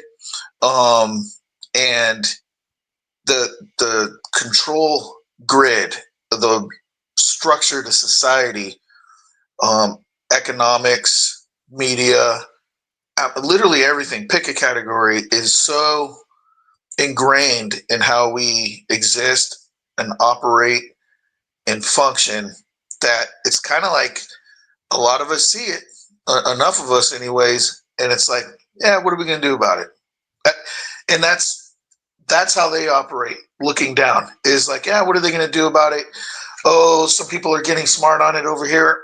Others are, whatever, they'll do their disinfo stuff or whatever. But like at the end of the day, the game board, you might say, is rules that they put in place and that they have the liberty to just change. And we see it, right? We just talked about it tonight a few different times. Trump version 1 is a little bit different from Trump version 2. If you go back, you can see people like JD Vance, Ted Cruz, that are all Team Trump now, because that's the way the pendulum swung, attacking the daylights out of them, hating each other's guts. He's with Chris Christie, and then Chris Christie hates him. He's with Cruz, your wife looks like a dog. He's with Marjorie Taylor. Yeah. And then he's with Marjorie Taylor Greene, and her with him. Now she's not, right? Even right now. So the battlefield, the chessboard changes constantly, but they do what they want anyways. The rules don't apply. I agree with you, man. I think those are good points, and I think that it really does. We forget the fact that like this guy's mentor was Roy Cohn, and he had the same sort of pedigree as Jeff Stein. It's like parallel. And one thing about the emails that comes out is like you get this sense that were these guys like rivals? What's going on here? Because he's mentioned a lot. They have this relationship. Epstein will be like, make sure you get to the airport at 5:00 for when he lands, at Palm Beach. We're going to have Thanksgiving or whatever. And it's like over and over, and then he's like, we sold the golf course in Ireland to DT. They have this business relationship. And then they're always at Mar-a-Lago, and there's all this stuff going on. And then he introduces the wife. And so in other words, like, yeah, whatever. But it's the fact that Trump is like, this is all, you guys have been brainwashed by the Democrats. It's just like the craziest fucking thing. I mean, he's totally lost it, dude. And he ran on no more war, end of forever war. And then he, drops a bunch of bombs. He's nuking, Venezuelan fishermen. The drug war continues. There's still no peace. He's saying how good the economy is, and it's the same. It's like Biden tactics. It's like every single thing, it's so out of touch, and it's just like chaos. It's total chaos, which I guess we figured. But going after Massey and all this stuff, I mean, get the fuck out of here, dude. Okay, as a cogent, forgive me, Pharaoh, but as a cogent example of what we're talking about here, right here, Massey, Bays just finished his comments with Massey right there. Let's look at Massey for a second. Massey stepped outside the lines and started, much like MTG, Marjorie Taylor Greene, started questioning the foreign agents factor in our country, started questioning why it is that here in this country, where we are 37 trillion dollars in debt, we are breaking off an extra $7 billion a year in debt, right? We're already in debt. Okay. Let me just like fifth grade this for you. We're already in debt in this country, in an astronomical debt, numbers that we can't even conceptualize, right? You think about 32 to 37 trillion. Tell me where you use that number in your fucking life, right? Maybe on the beach one day when you've taken LSD and you're looking at the sand in your hand and going, how many is this? I was going to say, when you're staring at the cosmos and contemplating billions and trillions of stars and galaxies and all that. Or when you're talking about the national debt. Yeah, but that's about it. Yeah. You have no practical means of conceptualizing that fucking debt. Okay?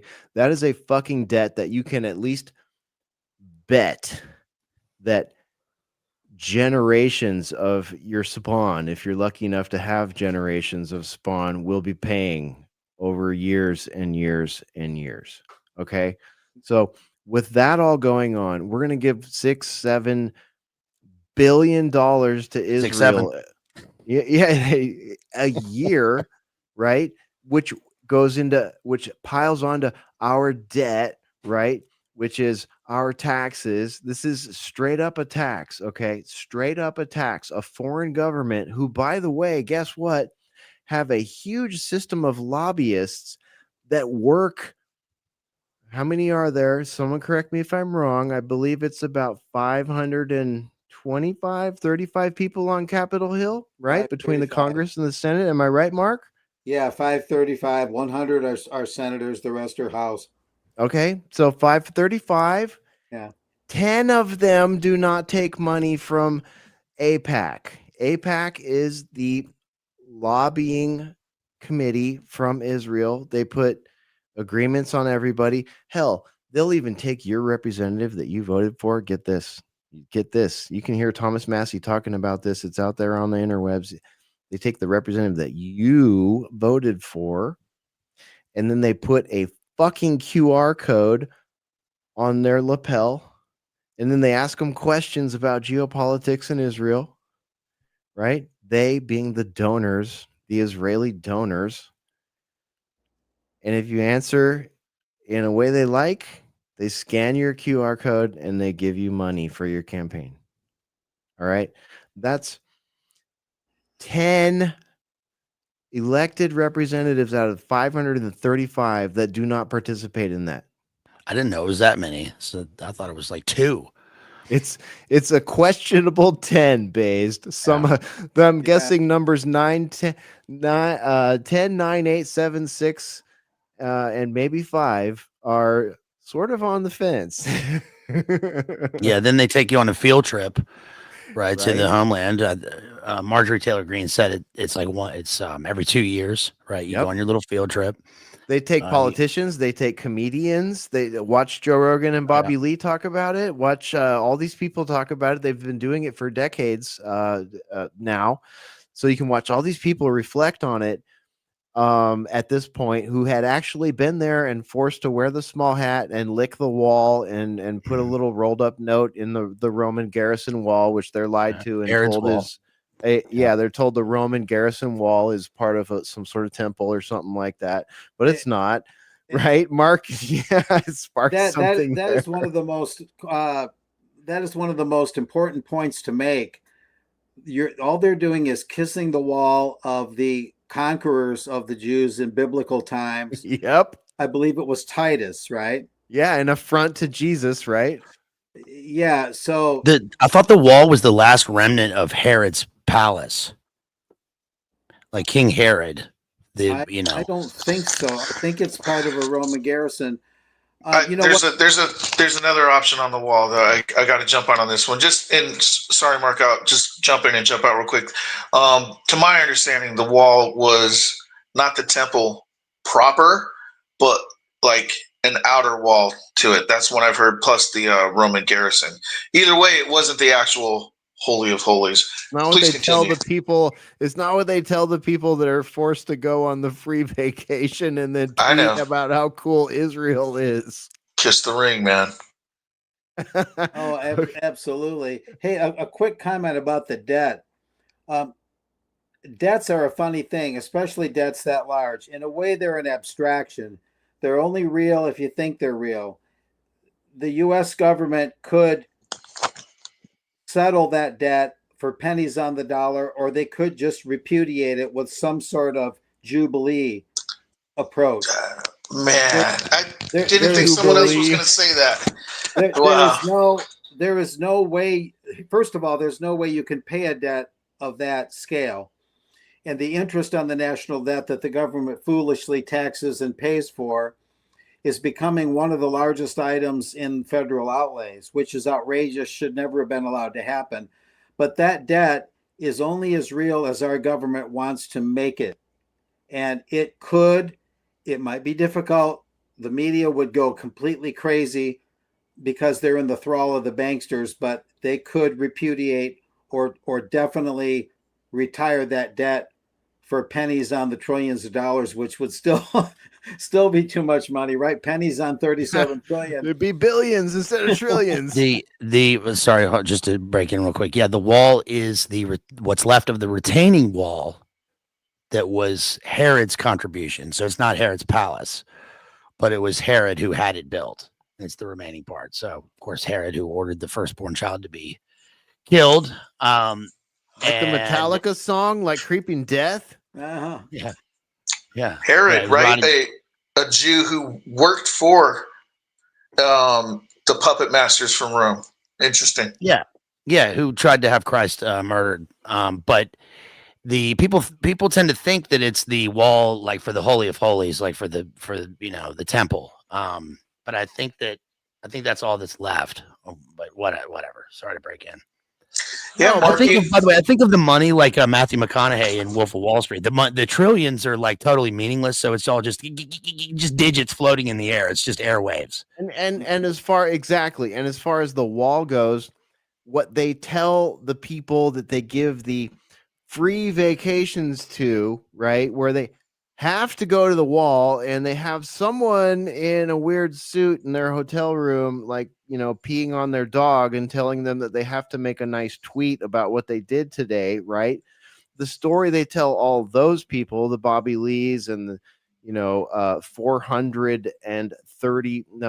525 elected representatives of our country here, is that it is the remaining wall of a temple, and that is not the case. That's the point, and I think we're all saying the same thing about that wall. Yes, the wall that isn't. Yeah. So go on, Mark. You were saying. Well, I was kind of done. The slavery that comes from the monetary system we have now, the shackles can be broken mostly by changing our thinking and our beliefs. They've tried to control people and cage people without putting them in a cage. They use information to cage us without putting us in a physical cage. They use the banking system to enslave us without putting shackles on us. And one of the most amazing things is that they've been reasonably successful at putting you in a cell where no cell actually exists. And it's an amazing psychological feat that's been slowly but surely fastened around us. And it is a lot like the Matrix in the movie or the allegory of the cave. All you know is the cave. And when you get out of the cave, you're looking around and going, wait a minute, I was never trapped to begin with. And we've heard that metaphor. And I think it's useful to visit these things philosophically. If you think about them only politically, you run into a lot of dead ends and hairpin turns and booby traps and false doors. But if you think about it philosophically, almost metaphysically, you begin to see what a con it is and and the fakery behind it. The man behind the curtain. It's not real. These walls aren't really there. Yeah. Hey, good metaphor. Wicked 2 came out today. Hey. Speaking of Oz. It did. My wife. If you haven't heard yet, I'm the Wicked Witch of the West. Oh, yeah. Yeah, all that debt and stuff, that's war. That's what war is. Yeah. Is there for. That was the beef with the end of the Great War, right? There was reparations that could never be paid. They all seem to be that, and everyone knows that the debt. Remember the easy days of like the late 90s and the 2000s when it was just like Roslyn Capital, and all people talked about was the debt. It was the most like scandalous, salacious thing. They had debt clocks in New York City and all this stuff, and it was like the debt was like a few $1 billion, and things were so easy. And now it's incomprehensible. It doesn't even mean anything anymore, and the money's going away anyway. It's just I guess fodder for a future 1984 balkanized Globo war. Yeah. Speaking of which, I'm sorry. Go ahead. Well, imagine if you got a bill in the mail and it said you owe somebody. They say that you owe them $300. You think, oh, that's realistic, and then you find out that you actually do. And then, but what if the same company said, well, here's your new bill, Mr. Anderson, and you owe us $300 billion. I mean, you would just look at it as the impossibility that it is. Not only that you mean like what a if hospital you were bill. You mean what if you were I think what Mark is saying, imagine if you were Alex Jones, right? Alex Jones just got sued into oblivion, literally had all the InfoWars materials and studio equipment confiscated by the state, lost his appeal, and the amount that he was being sued for I don't know what the legal term was being used there. Was it slander? Was it libel? Was it somewhere in there? All those, I'm not sure. He does internet print and internet audio video. I'm not really sure, but you know what I mean? Like, it's just like, that's a great example right there. Did we lose someone? What happened? I feel like we're one person less. Did this just happen with Alex? Did he just have that confiscation? Oh yeah, dude. Yeah. So like Jay Dyer, as you know, does the random Friday 4th hour hosting of InfoWars, and he visited Spore and I down here just I don't know, 3 or 4 weeks ago, because it was the last trip into the studio before the courts. He lost his last I heard. Maybe there's an update. I don't know. He's still live every day on X, all that stuff. I see that. I don't watch it, but last I heard, as per the studio from Jay, and he could correct me if I'm wrong, because my information is a few weeks old, but yeah, he lost his appeal for the SH case, Sandy Hook case. And the courts were coming in and they were going to confiscate all of the equipment at the InfoWars studio. And he was off onto new adventures with new URLs and all that good stuff. He's still broadcasting. Jay he's on every day. Every day. Jay was on again. So yeah, I don't expect, I'm sure my information is, like I said, 4 to 6 weeks old and all that. But it was total bullshit. I mean, like I used to think like maybe he's being this way with Trump because he was hoping for a pardon, but I don't think that you can get a pardon for a civil case like this. I guess I don't think it's pardonable. Yeah. So but look at all the people who are getting pardons. I mean, isn't like the pardon list is escalating right now. I find it interesting how Biden pardoned all these people on his way out, like not even, you know what I mean? What's the opposite of retroactive? Like proactively pardoned, like Fauci and all these people on his way out. And then Trump's in. And I gotta say, I'm sorry to bring this up over and over again, but America Mission will appreciate it, and Brian K will appreciate it. What happened to We Built the Wall? What happened to the fucking fact that a quadriplegic or quad amputee, I can't remember which, American veteran of the United States military built a segment of wall during Trump 1.0 and got sued for it, and then criminally sued for it, and is rotting in jail right now. I'm pretty sure there's still some J6ers that aren't out right now. He was obviously a Venezuelan. Right? Yeah, I know how quickly we pivot, how quickly we turn. That's what we were talking about in the beginning of the show. I think like didn't Biden continue the wall though? It didn't get any press, but I think Biden's people didn't they actually? I think they continued the wall build. Well, okay, hold on. Is that true? Here's what I heard as an anchor at Today's News Talk during that whole chaotic period of just depression for MAGA and for everybody who felt ripped off with what happened in 2020. What I heard was that they were actually selling off, the Biden administration was selling the materials that had been purchased during Trump 1.0 for the wall at pennies on the dollar. So I did not hear anything about, maybe there were sections of it that were going ahead and being built, and I might have missed it. I would not be surprised if that were the case, but for the most part, what conservatives, independents, anyone, right of center was hearing from my own show included, was that, yeah, these guys have a completely open border. They have a completely neutered border patrol, and they're selling off all the materials. And by the way, the guy I'm talking about and another guy too have been in jail this whole fucking time, right? Like they got sued during Trump 1.0. They got jailed at the beginning of Biden, and they're still sitting there without a pardon. So it's like Biden pardoned all these people post haste on his way out.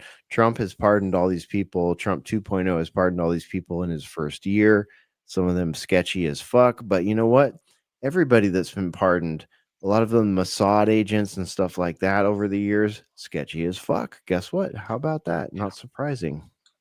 A quick note is when Biden so-called pardoned Fauci was not in jail, right? And it had not been. No, nothing even charged against him. Yeah, so that's fake.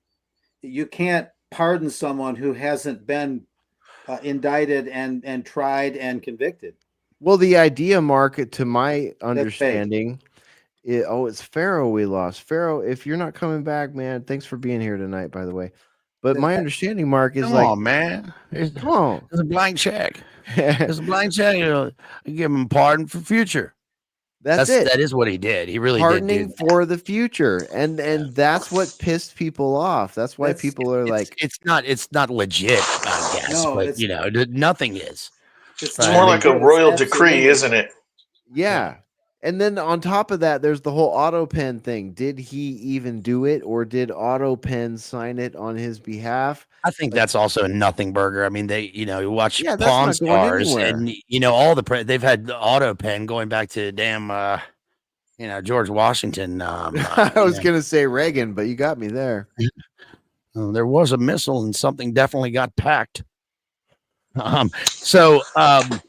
I don't know what's the deal with what's the Arkansas guy's name? He's the ambassador, and he had the meeting with speaking of pardons, like from the Mina gang. No, this is what's a Huckabee. Oh, right? Okay, yeah. What's the deal with Huckabee's thing? And not his band playing Sweet Home Alabama, but saying what was the song Sweet Home Tel Aviv? Did you see that performance? No, thank goodness. Yeah, Huckabee's got a band, and he was playing in Tel Aviv, and he was playing Sweet Home Tel Aviv. Yeah, I'm serious. What? Yeah, it has to be AI. No, it was that. That's real.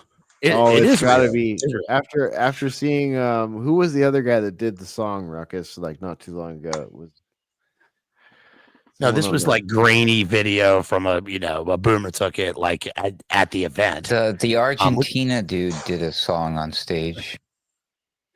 Oh, okay. Yeah, I remember this. Yeah, Millet or whatever. But I remember Due Dissonance. Yeah, I remember Due Dissonance talking about this. Yeah. But anyway, Huckabee he had some meeting, or he took a picture with, or whatever. He welcomed that spy, the guy who was the American who sold all the secrets to the country in the Middle East. I'm an idiot. I don't know the story. But this happened like today. This was Dude, I was just reading about this earlier this morning, and I still can't remember it. Don't feel bad. Yeah, I don't know the guy's name. I'm sure I can't pronounce it, but they said it was worse than the Cambridge spy ring. He was it was high treason. He was an Israel firster. I know that. It was, and he's welcomed back, and Huckabee welcomed him back and had a meeting with him or something like that. And okay, I gotta look it up. I'm sorry. I'm already ahead of you, dude. I think we might be talking about, is it Jonathan Pollard, or is that too long ago? I'm trying to figure out the dates on this. Okay, I think I found it, man. MAGA melts down at Trump ambassador over bombshell spy meeting. MAGA supporters are furious with Mike Huckabee, Trump's envoy to Israel, after he admitted hosting a secret meeting in Jerusalem with convicted spy jailed for selling American secrets to the Israelis. That's the guy we're talking about, right? Yeah, John, that guy John Curacao or whatever was talking about it. Oh, ex-CIA John Kirkow. Yeah, he's great. I like watching his presentations. I thought He also said, by the way, that the reason that Trump bombed Iran was because they were going to drop nukes, and it was an ultimatum: if you don't help us, if you don't drop if you don't bomb Iran, then we're going to use nuclear weapons. I don't know if that's true, but it was the same thing, the same tactic they did like in the 70s with Nixon. Yeah, exactly. So here it is right here on the screen for those of you watching, for those of you listening. You're listening to the Boiler Room, and this goes out over podcast as quickly as we can get them out with just Ruckus and I doing this stuff. But anyways, we'll put this link to this article. It's up here at the dreaded, do you hear me? Dreaded Daily Beast.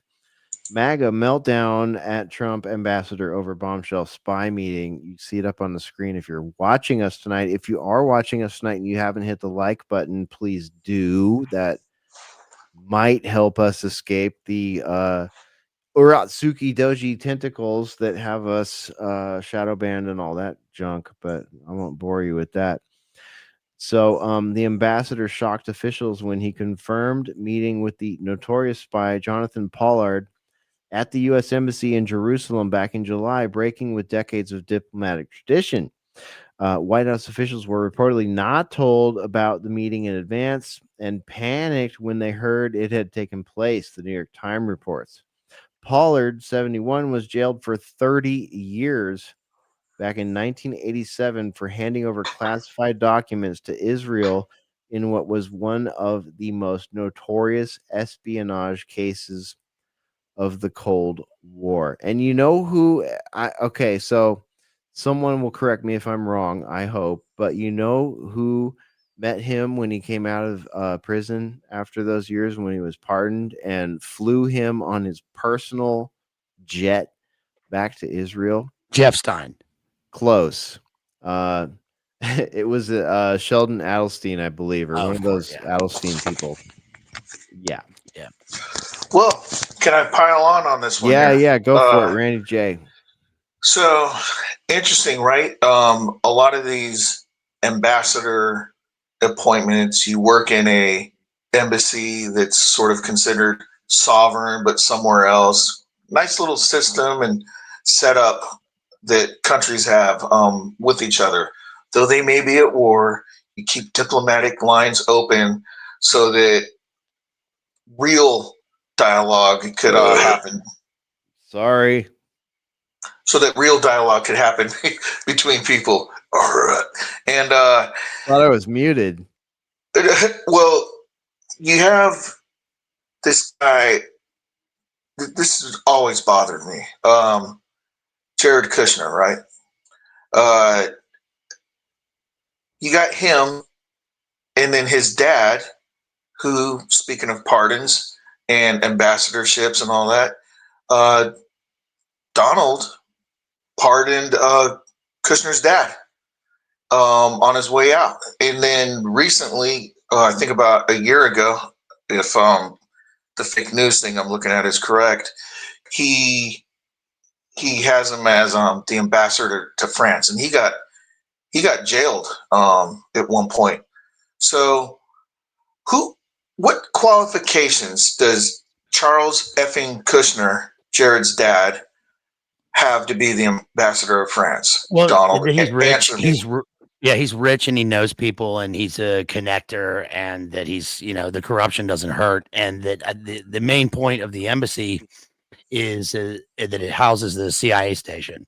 So whatever that entails with him, I mean, it's just a reward for support and friendships and, corruption. And the last stage of, you were talking about the sovereignty and, the embassy, like, remember Tehran and Vietnam and all this stuff. And the consulate in Libya that got overrun. I knew this when it was happening because I lived next door to a guy who worked in the foreign service. And I saw him right after that. He's this old guy. And I asked him, like, what happened? They said that he died or whatever. This was Chris Stevens. I think that's his name. And he said, no, he died of smoke inhalation. And I said, well, how do you know that? And he said, because I just saw him. And he told me that working in an embassy is basically just it's the castle keep for a CIA listening station or whatever's in the center of it. And that the basement is filled with weapons and that the Marines get sent there. And that like you said, it's basically just for a back and forth between people. It's a sort of sovereign territory or whatever, but it's really just business. It's a business place. Yeah. Sticking with this too, you have Jared, right? What qualifications does that SOB have? This literal construct of a human being. You got BB sleeping over at their house and everything else like that when he's young, and he knows him by name a long time ago. What qualifications does that guy?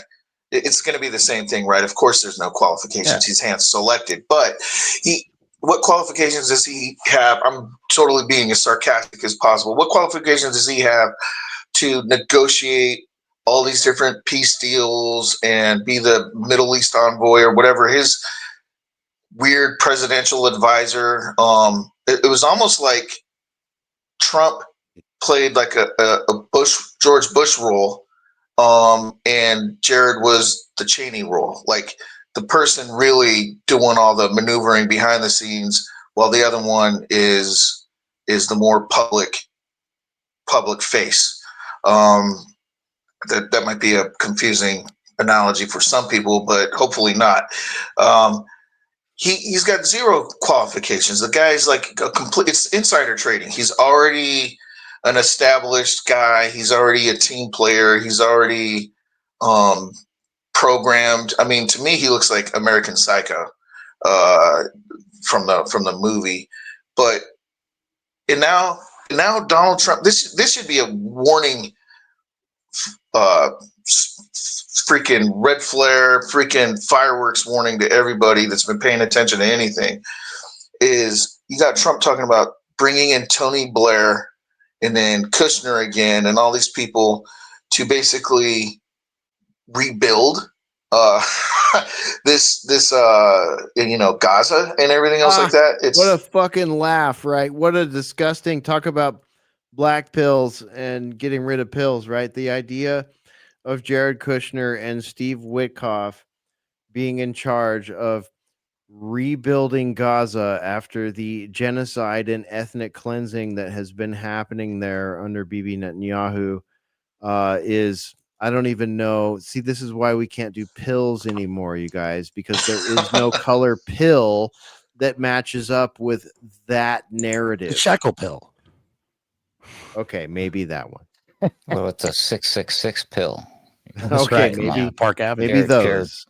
That's in the emails, by the way. Well, the office building that he owns. No, right? the discussion of monetizing and putting resorts and whatever in the new Gaza. Riviera in Gaza. Yeah, and it's an email from like 2014 or something. It's Epstein discussing it. If you guys don't mind, let me play this video and hope that this is the right one. This is something that we touched on Sunday Wire, Ruckus, myself, and Patrick Henningsen recently. But I think and hope, gosh, I hope this is the right one. Witkoff and Kushner describing negotiating the ceasefire. Let's give it a listen. Kushner, how they made the deal happen. I need to know if you did some bare knuckle stuff. I think of the real estate negotiation as hard-nosed, get your dukes up. There were a couple intense moments that we had, but what led to this was really the trust that we were able to build. And I was trained in foreign policy, really, in President Trump's first term by seeing an outsider president come into Washington with a different school of foreign policy than had been brought in place for the 20 or 30 years prior. And his foreign policy was really about pragmatic realism, right? Does he have rouge on? Stances, trying to use strength to avoid wars. It certainly looks that way, does it not? Yeah. When did he, is he ready for his next skin suit? Well, I've never heard him sound like that before. I mean, Yeah, American exactly. Psycho. Exactly. And I'm concerned this is not the right clip because the clip I'm looking for has Make sure them it's not towards talking. the end.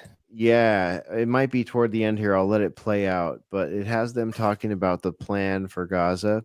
And Wyckoff mentions in the clip that this has been something that they've been working on for years. This is it. This is it. But it might be finding that portion of it. But you're on the right one.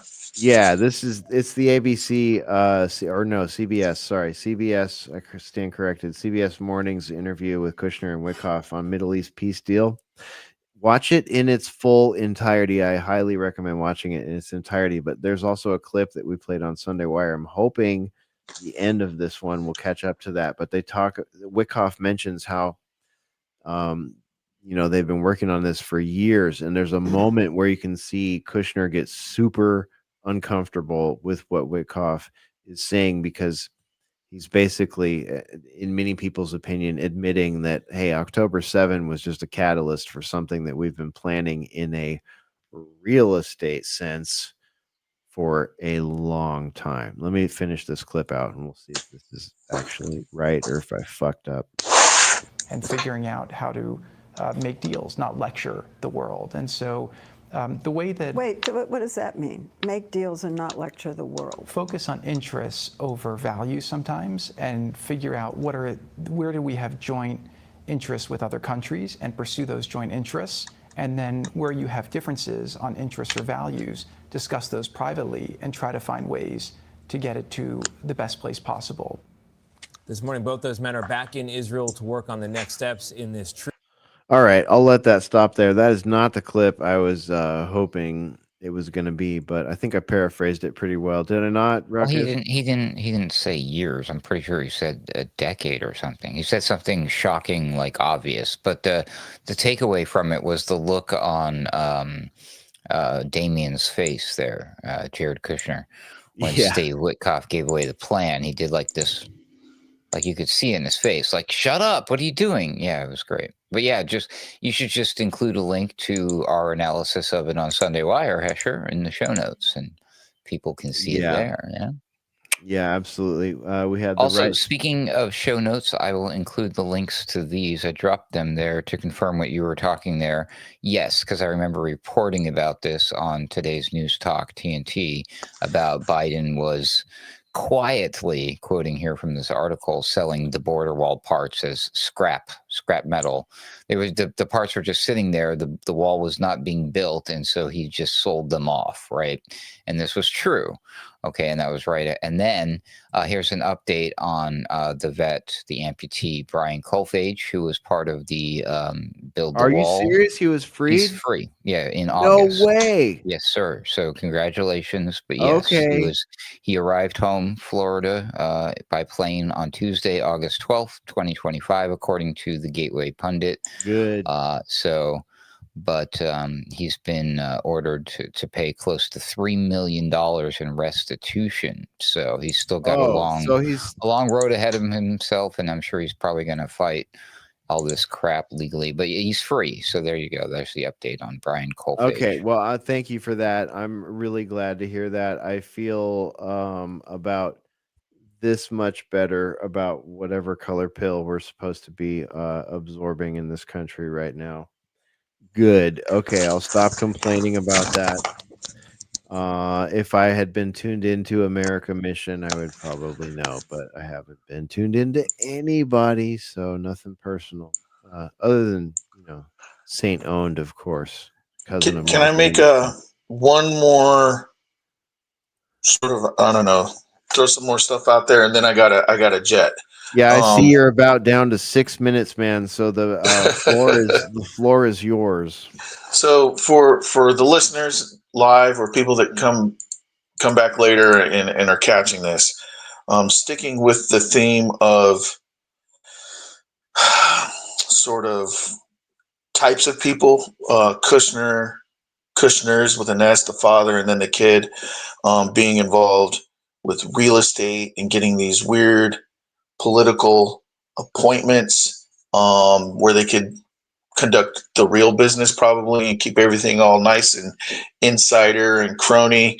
I would also ask people to take a look at a gentleman named Paolo Zampolli. Paolo Zampolli, Zampolli. This guy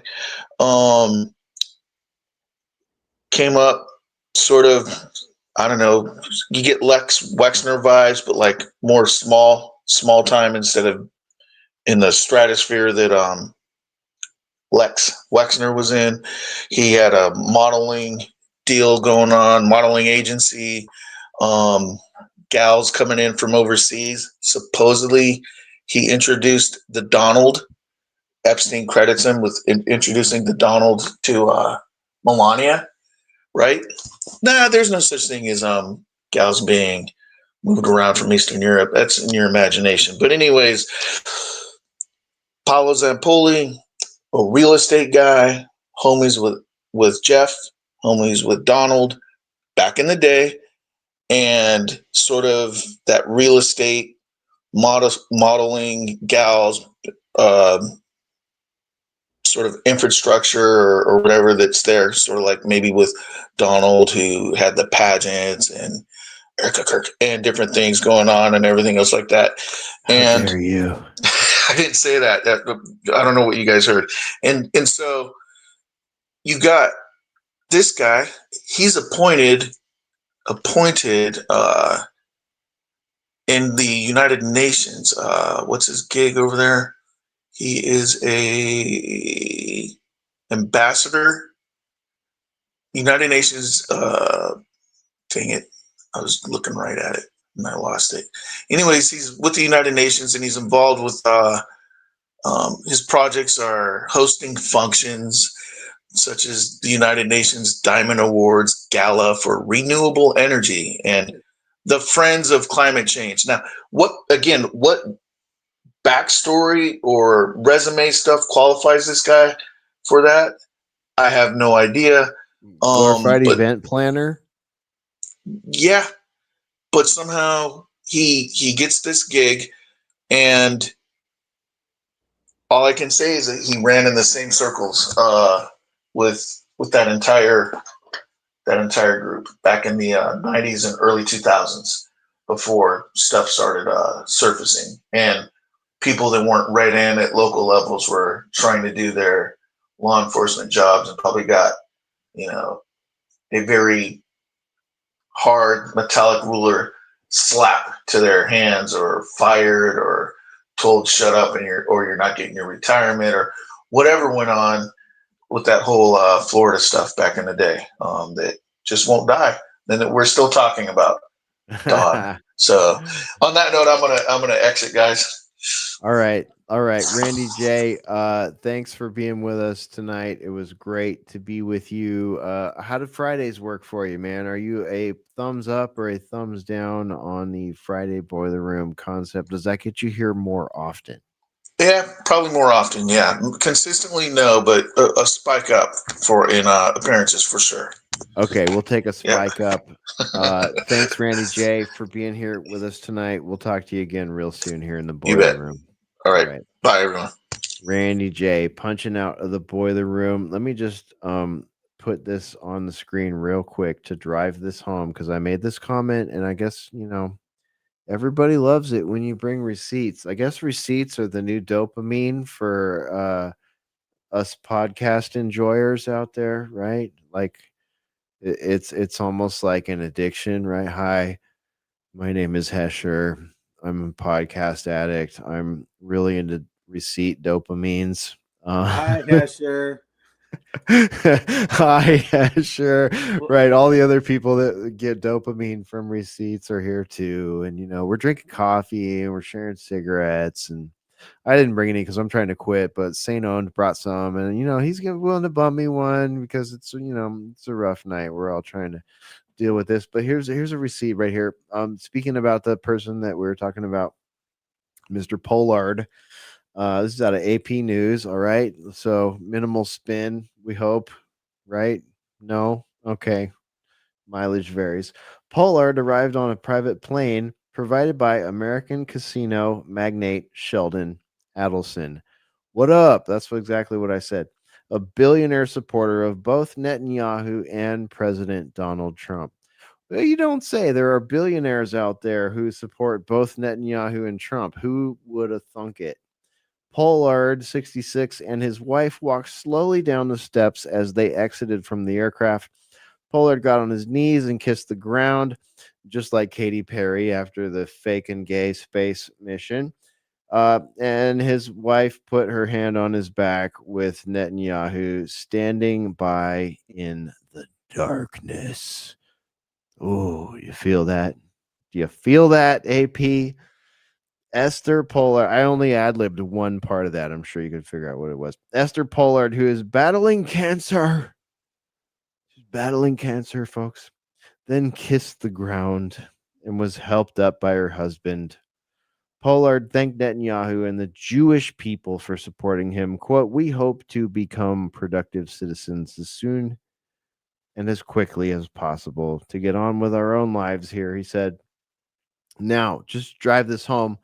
Still reading from AP, Pollard, a civilian intelligence analyst for the U.S. Navy, sold military secrets to Israel while working at the Pentagon in the 1980s. Kids. He was arrested in 1985 after trying to unsuccessfully gain asylum at the Israeli embassy in Washington and pleaded guilty. The espionage affair embarrassed Israel and tarnished its relationship with the United States for years. For you YouTube analyzers and AI things out there, I'm simply reading from apnews.com, and I will stop right there. I don't need to comment on it. He was loyal to his land. Right? Right. Which Yeah. one was it? Your mileage might vary. I mean, tell And us. He's gonna get monuments just like Robert Maxwell, right? Oh, father of Ghislaine Maxwell, right? Mm-hmm. Yeah. Yeah. Heroes burial place. Yeah. Also, just like Oscar Schindler of all people. Yeah. Which is wild. People Right? don't know this. Schindler was the guy who apparently provided the uniforms of the Polish soldiers in the fake flag operation that be on September 1st, 1939, that began the war. Remember, they claimed that they had attacked the radio station. So that was the cause for invasion. But it was Schindler who provided that. Not that Schindler. It had to have been a different Schindler. Oh yeah, yeah. Well, yeah. The tribe is thick. Let's see here. What do you think? Let me ask Mark Anderson about this. Mark, with regards to Epstein, and I want to move away from this topic soon after this response here, but with regards to Epstein and all this stuff, one of our colleagues, shout out Daniel Spalding, mentioned in our group chat, that there was another round of this information coming out and what he thought about it. And my first comment was, wow, it took them 8 months from the time when Pam Bondi said, "It's sitting on my desk, there's a lot there," to the 3 months later where they said, "Who's that guy? There's nothing. What are you talking about? Why are you bothering us with this?" Particularly spotlight on Kash Patel and Dan Bongino. It looks really bad on you two, who talked about it so much leading into it, and then kowtowed, took a knee to whatever Central Intelligence Agency narrative you had to say, "Oh, there's nothing there, stop talking about it," right? But I'm curious, Mark, what do you think about the why this case keeps reemerging at critical political moments, and what this political moment might be where, exactly what Ruckus is showing right here. For those of you that have seen the movie, you know what he's talking about right there. Men in Black, that sort of you just forgot everything that you saw moment, or it's not all, it's all fake and GHEY. But Mark, what do you think about it's reemerging right now near the end of the first year, like getting into that cycle where people start political people start thinking about midterm elections and what the House and the Senate are going to look like and what's going on geopolitically and what's going on in the country, why Epstein right now reemerging? Is there a hidden critical political event happening right now? Because I think people that watch this show in particular know that even if there is something Epsteinian happened, you've already heard about it here on the Boiler Room. You've already heard about it from Johnny Vedmore. You've already read about it in Whitney Webb's book or elsewhere. There's so much information for you. So, Mark, what do you think? Is this conspiracy candy? Is it red herring? Like, what else might be going on in the background? Well, that it works as conspiracy candy. It serves that function. It's also a distraction. You're saying it's resurfacing, kind of an ebb and flow thing, and it seems to pop up at really strange times, is what you're saying.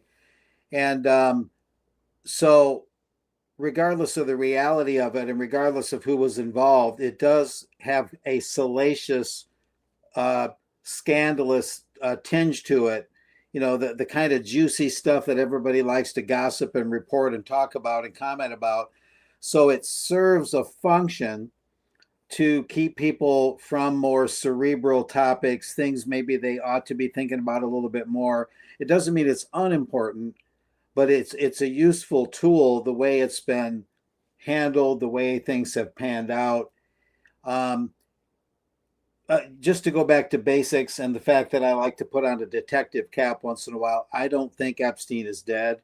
I don't think he committed suicide in prison. Right? Like, why should we believe the whole narrative that all these sub narratives are based on in the first place? If we may pump the brakes for a second here, like, right. Excuse me. So we're like, I think what you're saying here, and I'll let you continue in a moment, but Mark, I think what you're saying here that I think is really important and worth underlining is that we, as people that are subjected to 21st century media and cybernetic feedback loops inside of social media applications, really find ourselves oftentimes at a point where we are analyzing something that is 2 levels down from a lie. And we have to always be able to zoom out and say, wait a minute, we have to admit that the entire premise that we're talking about right now, and this goes with Charlie Kirk too. And by the way, folks, this is why you haven't heard me talk much about Charlie Kirk aside from the first 2 weeks of, the event. There's a certain point where I now see, this is us. This is the Boiler Room. This is the progenitors of the Daily Shooter program analysis. Okay. Over a decade of it, more like 15 years of it, stand out from the rest of the people out there. Shouts out to everybody who's using our methodology to, get rich and keep everybody entertained and informed. I like that. I'd like to get in on that, but that's okay. That's another story for another time.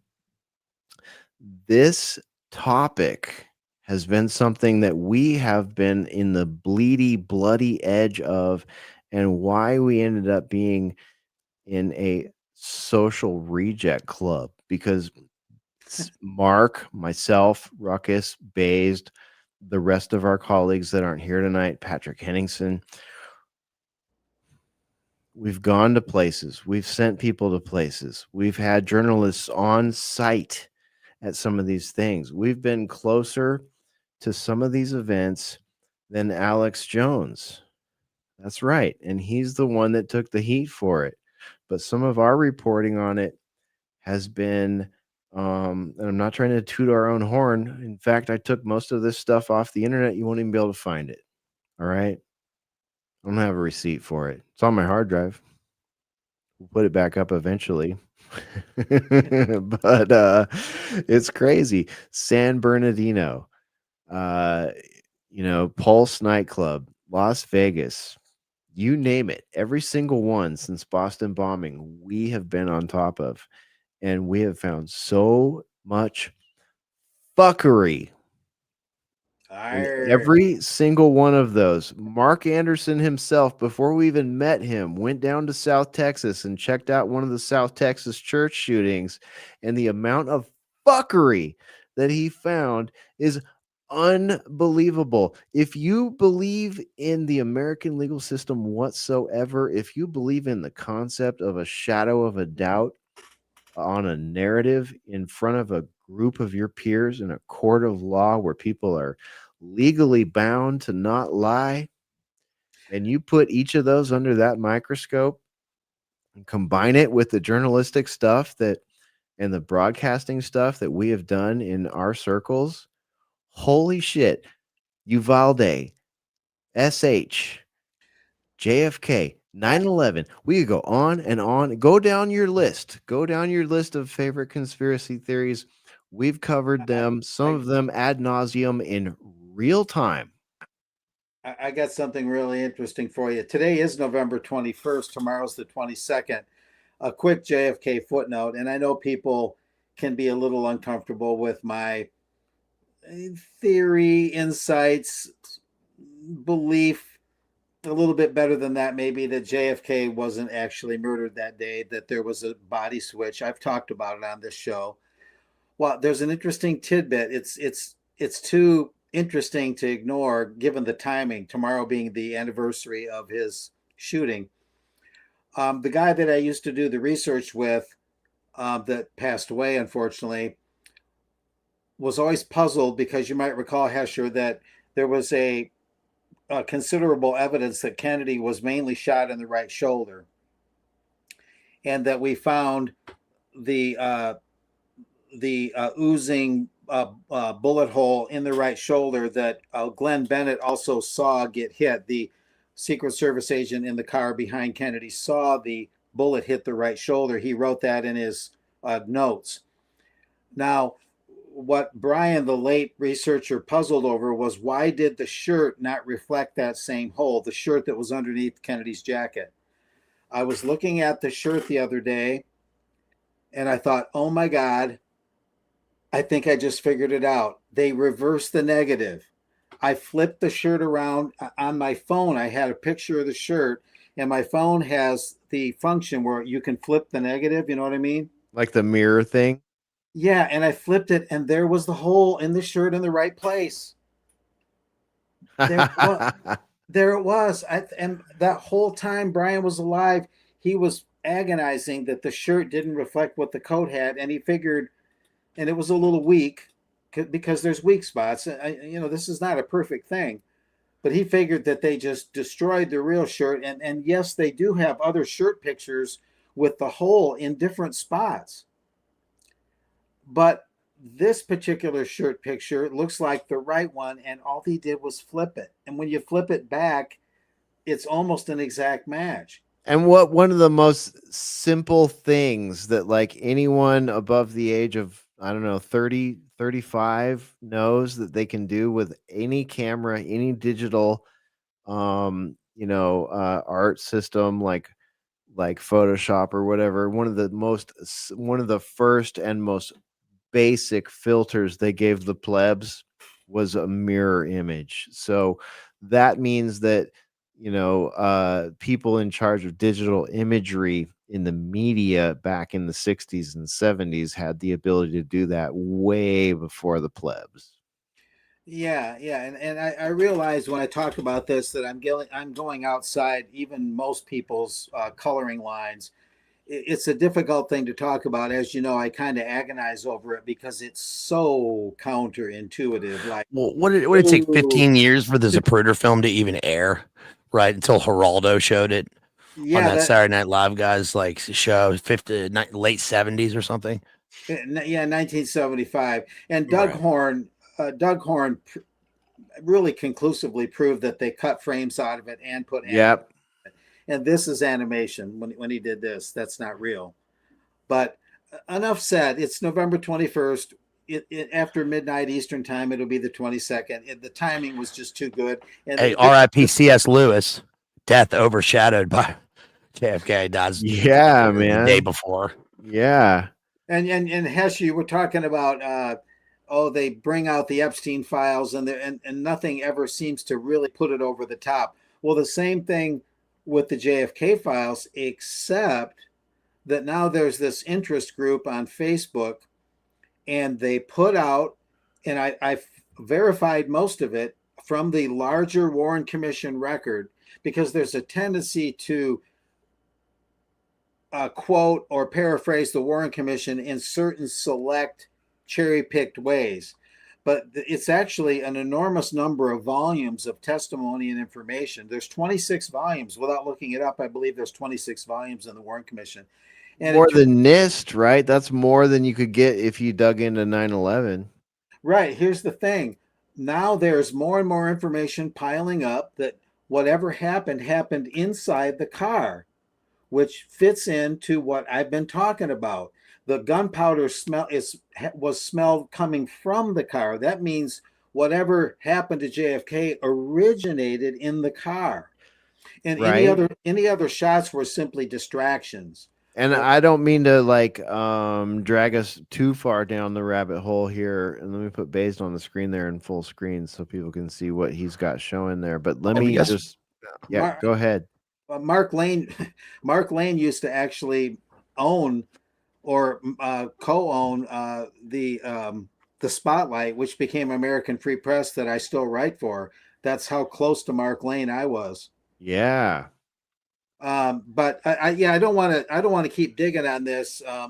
You mentioned the Epstein files is sort of a juxtaposition, the Kennedy files. Oh, yeah. Absolutely. But the thing is they're bringing out more and more that the smell of gunpowder came from the car, and a couple people even said we saw a firecracker go off in the car and debris go up, and that is the device I talked about. People did see the device that I talked about that simulated a head wound. They saw it. It's in there. And I just found this. Wow. And Mark, I'm pretty sure our episode that we did, I think it was a direct energy weapon. Oh, okay. You're jumping ahead to 9/11. Hold on. Stand by. Mark, I think that the episode that you and I did is still in the archives, and people can check it out at alternatecurrentradio.com. It is from about a year ago, and yeah, it's up there. And I'll send it to you in the morning. I have it.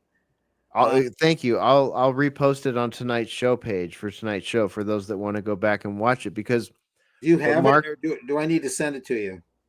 You might want to resend it to me. It's in my thing, but it might be months back in the roll or years back in the roll. I'm not sure, but I've got it in a Telegram contact. There you go.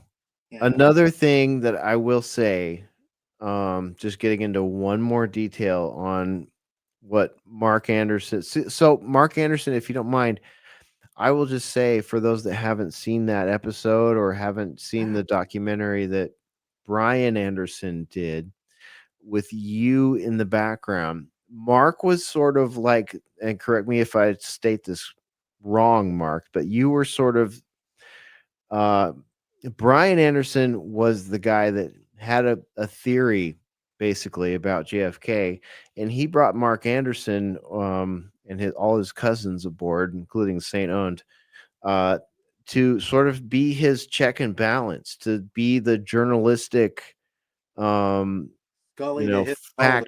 checker, right? Do I have that right, Mark? Yeah, I was the Scully to his Mulder. There you go. Perfect. Thank you. Good metaphor. And one of the things that you guys talked about in relationship to this theory is the fact that there was a 45 round that was found on the ground that completely matches not only the recently released audio of a bang and a pop happening. I don't know how recently. It might not be very recent at this point, but you know what I mean? Like what you're saying, the theory matches. There's a bullet for it. There's an actual projectile, not just a casing. There's a projectile for it. There's audio confirmation. Like this is a theory that has not been disproven. We can put it that way, right? This is something that no one has been able to say. And it's a JFK theory. And it's something no one has been able to say, hey, that did not happen that way because A or B or C or whatever algebra, right? Yeah, I think eventually, and I've got a very long, pretty long PowerPoint on it. And boy, do I got some good stuff in there. Woo, woo. Oh yeah. We have most of that in the episode too, which we will link on the show page. I'll find it. Yeah, I've added the reverse shirt thing and some other things. It's eventually going to be a very concise book that is in memory of Bryan and just gets right to the point. I'm not going to meander. It's just going to be a whammo. And his documentary, for those that want to see it, is called what again?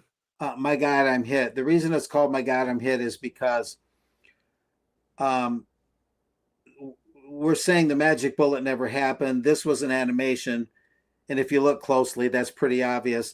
Therefore, it never went through here. Therefore, when he was hit in the shoulder, he still had the capacity to exclaim something. So he exclaimed, "Oh my God, I've been hit," or "My God, I'm hit." And so he was able to say it because this didn't happen. And he was hit here. He exclaimed that. And Roy Kellerman heard him say that, according to Roy Kellerman's testimony, to the FBI and to the Warren Commission. And so he named the book that because by Kennedy saying that, it was part of the way that they disproved the magic bullet theory, and that the whole idea that he was shot through the upper back and then somehow it came out here. You can't speak after you've had a bullet come out of your trachea, right?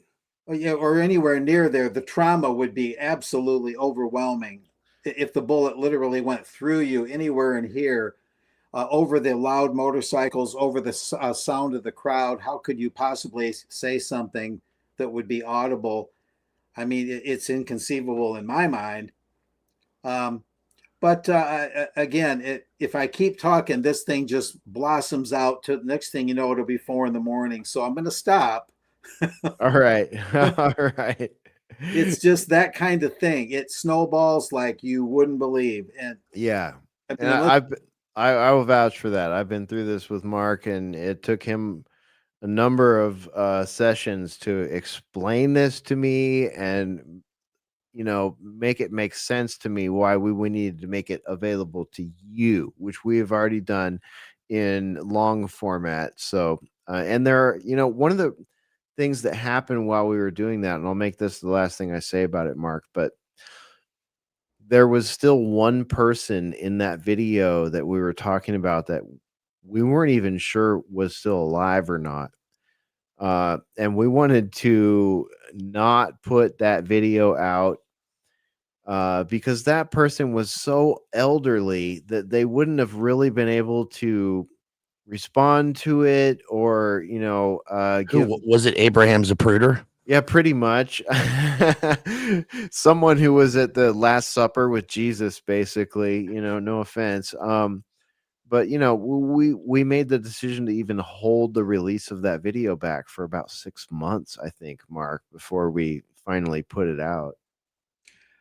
Yeah, it's a very it's a difficult thing to talk about. It's fun in a way, but it's difficult because it's so retrograde that even if you think it's largely true, it's still hard to break the programming, for one thing, that we've all been subjected to. And it's another thing that you kind of think the other people are going to think you're nuts. You are literally that kid saying the emperor has no clothes. You are that kid. Yeah. And you feel pretty alone. I've given public presentations on it, and no matter how hard I tried, I'd go home completely exhausted. Just at JF, you've given public correct me if I'm wrong, but you've given public presentations at JFK events that are decades down the line from it actually happening, and still having a hard time even meshing with other so-called conspiracy theorists. No, I haven't given any formal JFK, but I've done it at local libraries, including my hometown where I grew up. I've found a comfort zone the JFK community groups, now we can sort of get into a different context here. I'm sorry to say that the JFK interest groups, the assassination groups, I don't think they're ever going to go anywhere with this in any substantive way, because they've hung on to, they killed our handsome dead king. I mean, they've killed our handsome king. They've slain the prince. Camelot. Yeah, Camelot. And I'm not saying you should hold Kennedy in contempt, but he had his flaws. You know, he wasn't the absolute, breath of fresh air we were told. I mean, compared to now, a lot of us would look back with some nostalgia and say, pretty handsome, well-heeled guy, well-dressed, pretty eloquent, dry sense of humor. What's not to like? And there's a lot of truth to that. But Mark, can I ask you a question? Do you think that opinion like that has flipped in a way? I mean, for instance, everyone here and everyone I know, like the way they talked about JFK was that at the time they hated him. They did not like him. They thought he was, a liberal. He was a Catholic, he was a Yankee and all this stuff. People did not like him. And then now a lot of those same people kind of talk about him like he was the last, honest president or something. He didn't like the CIA. They killed him for it. And all this stuff. He didn't want to go to war. He was actually in World War II. He did stuff. So it's kind of flipped. Do you feel like that's the case overall or anywhere else? Yeah, it might be because the politicians that we have now are so just completely distasteful for the most part, so repellent that by comparison, Kennedy looks, genteel, urbane, well composed despite his health problems. Yeah. But there were right wingers back in those days, John Birch Society people that thought he was just a pro-UN, ultra liberal internationalist. Yeah. Maybe he was to a point. But I think he had his limits. I think that he ultimately wouldn't betray his country. I think he had some real patriotism somewhere in his DNA. But he made a deal with the devil, according to the gentleman I assisted with this very unusual theory that I'm talking about. And apparently agreed to some sort of exile, that I'll step down and you can make me a martyr. You can make me a hero. Tell them I was assassinated, and spin the globe and live out my Someone life. hates his family. I mean, him and his son, and then his brother gets smoked by a monarch mind controlled, assassin or whatever that was. Yeah. They don't seem to like these people. And if anyone made the deal, it seems like it would be his dad, right? Well, Importing the the swastika steel to build Rockefeller Center or whatever he was doing. Yeah. Joe Kennedy he had his finger in a lot of pies, and he moved heaven and earth to get those guys in public office. It's complicated to get into all the ins and outs. He made his money doing a lot of booze running and whatnot. I mean, I think he had some good points to him.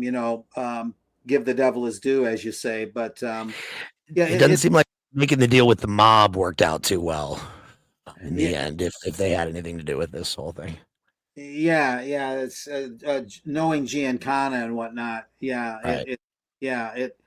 No doubt about it. But Jack Kennedy was an interesting guy. If you look at his press conferences, they were pretty good. I mean, his sense of humor was very dry, but it was refreshing. It'd be refreshing now to get rid of these overbearing people.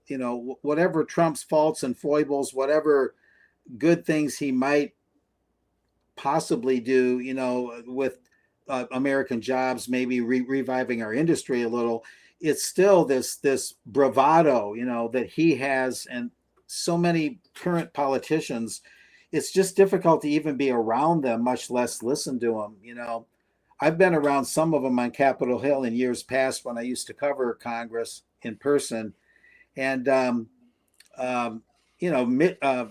McConnell in person was pretty unpleasant to be around. Most of them were like, ugh, you know what I mean? The caliber of politician nowadays has to be a world history low. Yeah, we were talking about that earlier tonight, Mark.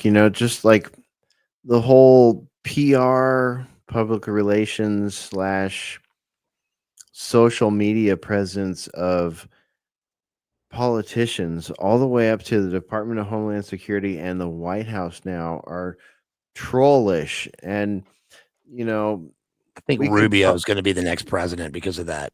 well, I mean, if it's not Vance, right? Like, if it's not Vance, and I think, Catherine Austin Fitts, we talked about this on Sunday Wire last week. Catherine Austin Fitts makes a good case for, hey, what if Orange Man doesn't make it through 4 years? What if JD Vance, the adjunct of the tech bros, basically becomes the president somewhere in the next 3 years or something like that?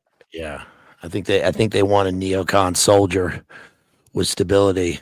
Rubio's seems to be their guy. Strong Zionist, strong political exactly. Zionist. I mean, Yeah. you couldn't. This guy is completely First of all, this guy is completely unqualified. First off, let's all admit that Which to one? ourselves. Hold on. Back Rubio up. and Okay. JD. JD is Well, Rubio's a soldier. He's a soldier for these guys, and he's been around a long time. And tell he, that to a real solger. yeah. Well, an operator in the Yeah, I got slimy, you. I know what you mean. Yeah. Dude looks like if he's a soldier, he does like the dog pony soldier, like Biden's Little talking Market. about. Remember when Alex went at him in the hallway that time? Yeah, dude. He's like, I don't know who this guy is. Don't touch me. Yeah, you don't know who Alex is. Yeah, right. I know. Oh, I remember that.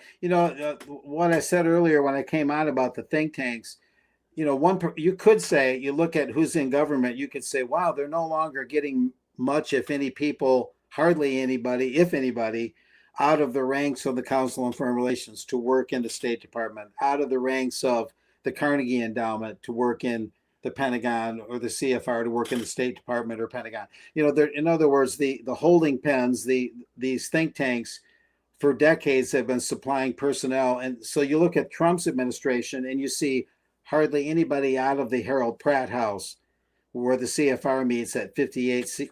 Yeah, instead they come from Fox and Friends. Well, yeah, dude. Well, right. Well, but let me finish. So they're coming from sort of a different other places. They're cut from a little different cloth, but it's not necessarily an improvement. So many people would say, finally, we're not getting people just drawn out of the Pratt house, CFR. But that's true. But are we seeing an improvement? Wherever else they're coming from, they're not coming from the think tanks much anymore. But unfortunately, that's not enough. In other words, we're not really seeing an improvement, maybe even a worsening of the situation in some instances. Yeah. Listen, because you all know I have the theory for a while now that they want everybody so effing sick and tired of both sides that they're going to willingly give over the government to AI, some sort of AI control, some sort of centralized government concept. But the thing is, clearly we're moving somewhere forward with this concept of AI and language learning models, and they certainly do want to centralize that. Just listen to the words and what Larry Ellison talks about. I would argue he's a very important and powerful person in the next stages of the technocracy, especially since we Operation Warp Speeded, Project Stargated ourselves into future oblivion, whatever it was, on day one there, practically, under the current administration, Trump's second term. And the thing is that he said he wants to centralize all the data. And I mean, he literally means like everything. He was not caught, but he was proudly talking about how everybody's behavior needs to change, and we're all going to be saying all the technocratic shit. You know what I mean?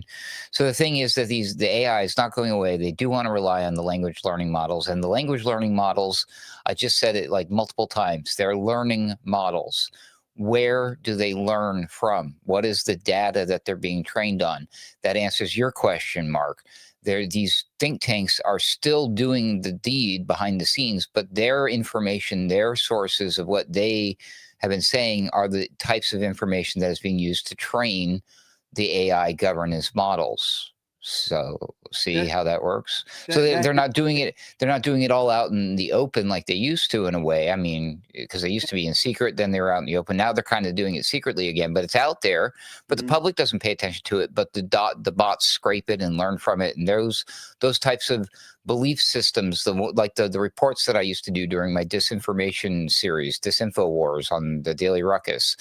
These groups, like the what's the one? Brookings Institute is a perfect example. Always about like, oh, this is misinformation. Well, we as human beings can laugh and argue and debate about it and politicize it, but there'll be no such a thing under AI. Like in Star Trek, when you ask the computer, define misinformation, and that's just what it is. There's no arguing. Define a vaccine. Oh, a vaccine is a thing you stick in your arm and it alters your DNA. Oh, okay. Thanks, it was computer. redefined in the economic year of 2020 for some reason. Do you see what I'm saying, though, right? So I'm concerned that that's going to be the foundation regardless. Yeah, that's very good. That's something I want to look into more. And I just happened to do, not today because I had to take a day off, but last week on UK Column, I did a little bit on the Smart City Expo in Barcelona they have every year. And although much more could be said, there's so much that went on at that event, November 4th through 6th or something. They're talking about digital government. That's their words. And right now they have a company called Granicus, for example, based in Denver, formed in 1999. And Granicus says, we want to make it more efficient. So we think the private sector, like our company Granicus, we should handle government files. Let us handle the public records. Let us handle the voting rolls. Let us handle the tax forms, the licensure. Let the private sector, with all its efficiencies, handle government documents and records, public records, including very sensitive stuff, I imagine. Let us do that, just like governments will hire private companies to pave a road, just like they'll hire a private engineering company to give them advice on building a bridge or something, or build the bridge, working with private contractors. So now it's not just like the Federal Reserve. We're the bankers. Hey, Mr. and Mrs. Government, we're the Fed. We're going to make things better. We're going to issue your money and credit on your behalf. You're going to farm that out to the private Federal Reserve. Well, now fast forward to now, they're saying, give us all the records of a government and we're going to make it more efficient. And if you want to contact your government, just use your phone or your tablet or your computer and write to your officials, and they'll give a little lip service, or you might want to go to a meeting in person. They'll say that, but the whole thing seems weighted toward private companies, like you're getting at, getting all the data that they would then gobble up and input and infuse into this system that you're describing, Ruckus. That's where it sounds like it's going. So therefore, they have to have all the public records privatized, not just the ballots, not just the private vote count that's done out of direct public view, not just controlling the money, but all public records now. And so their own words are digital government. So interesting juxtaposition here of what we're talking about.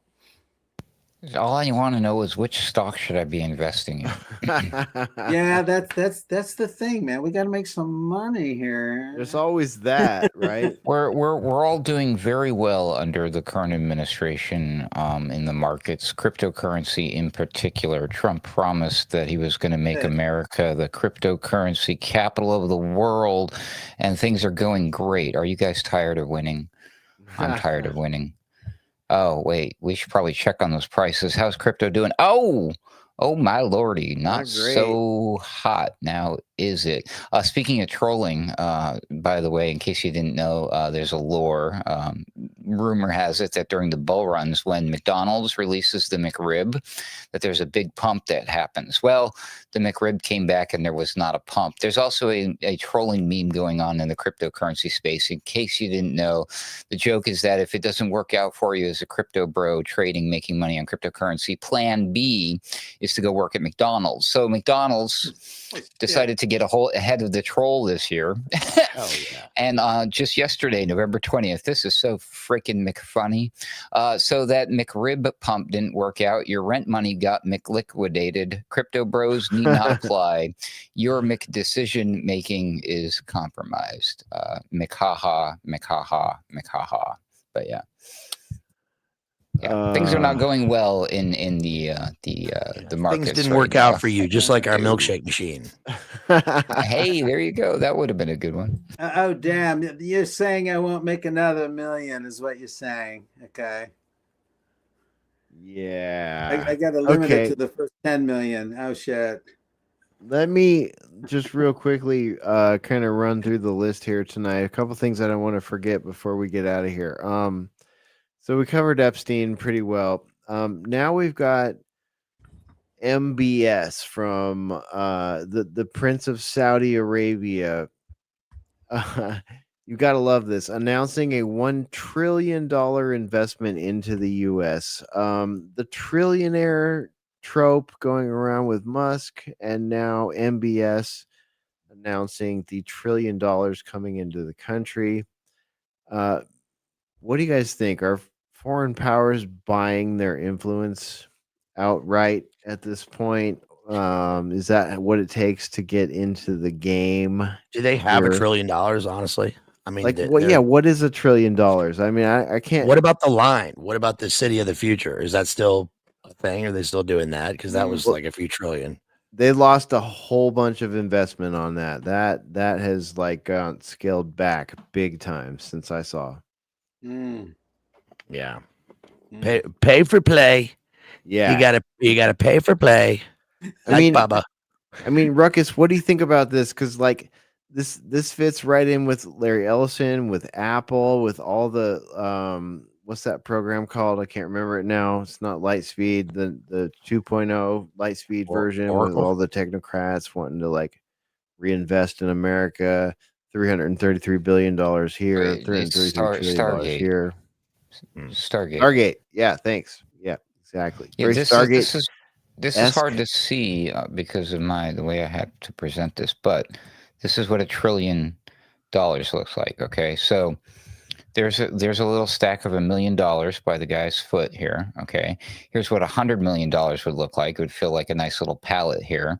$1 billion, quite an impressive amount of money there. Okay, now look like at $1 trillion. Pallets. Yeah, there's like 1, 2, 3, like 6, 8 pallets or so. Like it's a decent shitload of money. But by comparison, look at $1 trillion.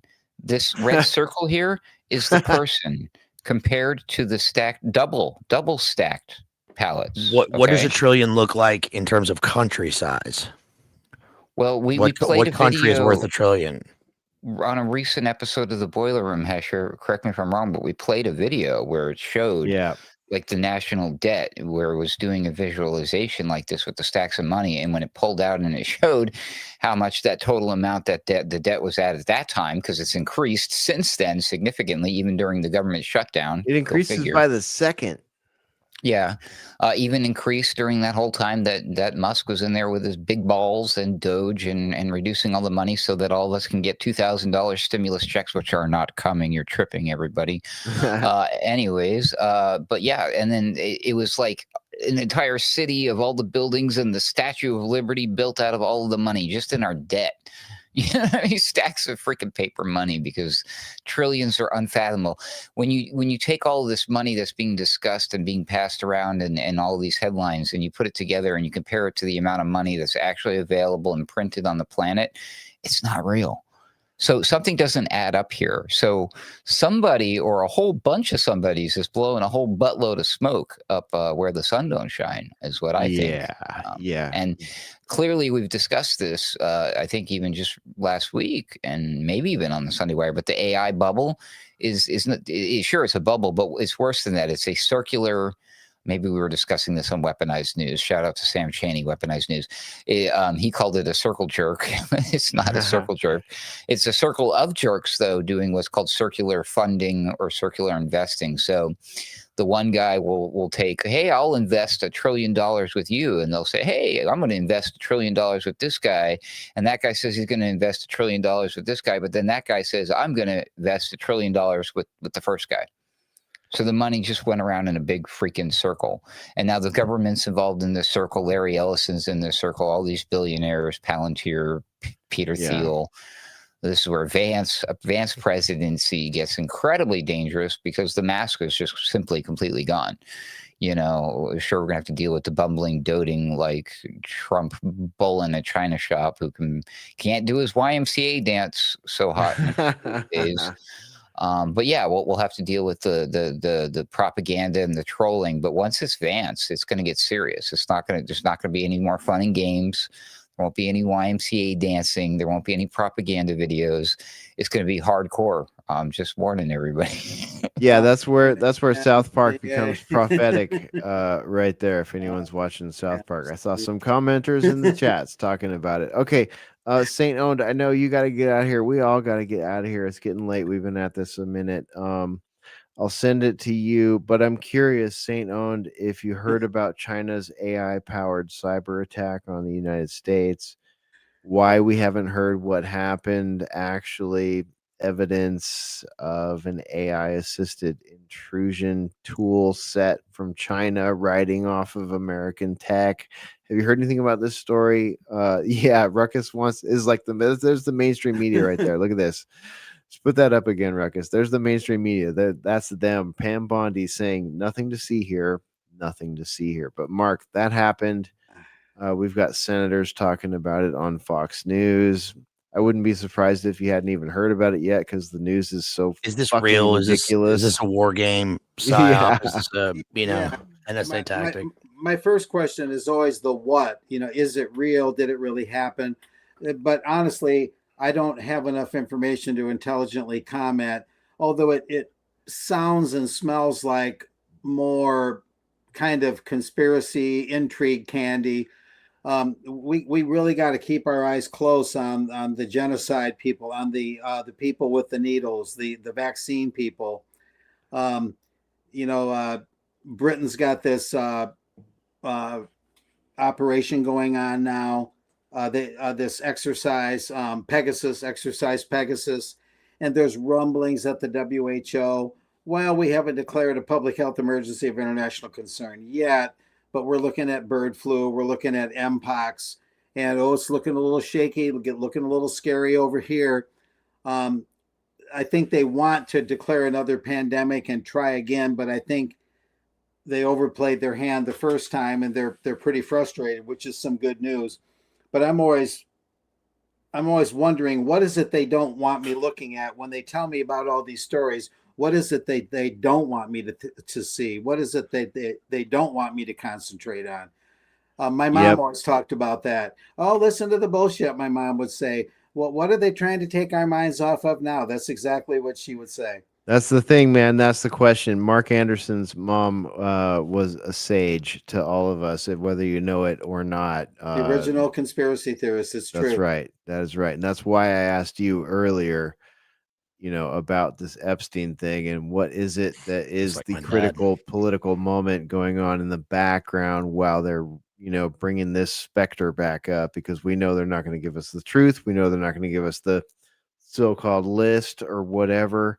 We know this is all bullshit. We know those poor sycophantic Trump dick riding influencers like I won't name them. I guess I'll leave them that grace. They got their Epstein Files 1.0 binders in front of the White House that came up with nothing that you couldn't have fucking read in Whitney Well, Webb's like cat book. turd. He's talking about cat turd. Oh, shoot, sorry. Oh yeah, Cat Turd and that other guy and that other gal lives of TikTok. I'll And just add this: if you were Bill Clinton, wouldn't you say to yourself, I'm so sick of Hillary, I just got to get somewhere. I got to get some kind of I want to have a pig party.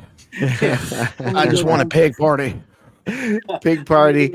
Right. Woo! All right, pig parties all around. I'm gonna Everybody. go down this island right down here, and That's right. We're going to this island with the black and white checkers. We're gonna hang out. It's gonna be a good time. All right, Saint Owned. Thanks for being here tonight, man. Anything you want to say before you gotta get out of here? Any? Well, where you once wanna again, point a salute to that ship that I saw one day called the Saint Owned. That's right. That is Whoever right. owned it, what a great name. What a great way of saying stoned. Aren't we all? Okay, Mark. Thanks for being here tonight, Yes, bud. yes, we are all Saint owned. Yes, sir. All right. Fair sales. There goes Mark great Anderson. stuff, all of you. Great stuff. See you later. All right. You can find his links on the show page. You can find him on the internet at thetruthhound.com. Thanks, Mark Anderson. Over to you, Ruckus. Save rounds, final thoughts. Anything you want to throw out there for me and Baze Lit before you got to bounce out of here? Flashback to 1998. Okay. Ooh, 98. That was You remember 98 was 1998? a good year for me that Hail Bop? personally. I liked 98. 98 was a sweet spot. Here, by the bullet points. It's 1998. There's a war in the Congo. Valve, Could have fooled me. Valve has a major release. There's a major stock market bubble due to tech speculation, and Bill Clinton is in the news for receiving a blowjob. Now, fast forward to the year 2025. There's a war in the Congo. Valve has a major announcement. There's a major stock market bubble due to tech speculation, and yes, Bill Clinton is in the news for receiving a blowjob. Well, okay, hold on. Everything made sense except Valve. What is new with Valve? What is new with Valve? What does Valve have now? I'm not a gamer, but they do have a new release. Let's see. So we can do this. We will bring the receipts. We'll do it live as my friend. I mean, I Jason remember Berman what Valve says. was doing back then. They have a big announcement, and it looks like they're teasing a Half-Life kind of thing, but I don't know. Well, there you go. I was about to say what they were doing back then was Half-Life and Half-Life 2, and those are staple games. They are the best. So I have November 12th, 2012, according to, let's see. November 12th, 2012? Wait a minute. Isn't that the end of the Mayan calendar? November 12th, 2025. November 12th, 2025. This year. Anyways, they're saying that Valve is not done with big announcements. Soon enough, there's going to be something else. So they're all teasing this. There's going to be something really big. They're basically all guessing that there's a potential for a Half-Life 3. Okay, so there you go. That's the Valve announcement. By the way, that cyber attack story is very important, and I did drop you a link. You can include it on the show notes. But what's big about that thing is it was Anthropic. It's one of the big ones. They make Claude. Here's this nerdy little CEO guy. This guy does the rocking back and forth thing, by the way. Whenever he's on camera, he's really nervous all the time. But yeah, we have Dario Amodei. That's the CEO and the founder. But Anthropic does Claude. But it's because of them that they were aware of this attack. And you shared a link with me, Hesher, where the guy was on Fox News talking about it, some politician or general in the military, or just some. Oh, thank you. He was a senator. Thank you very kindly.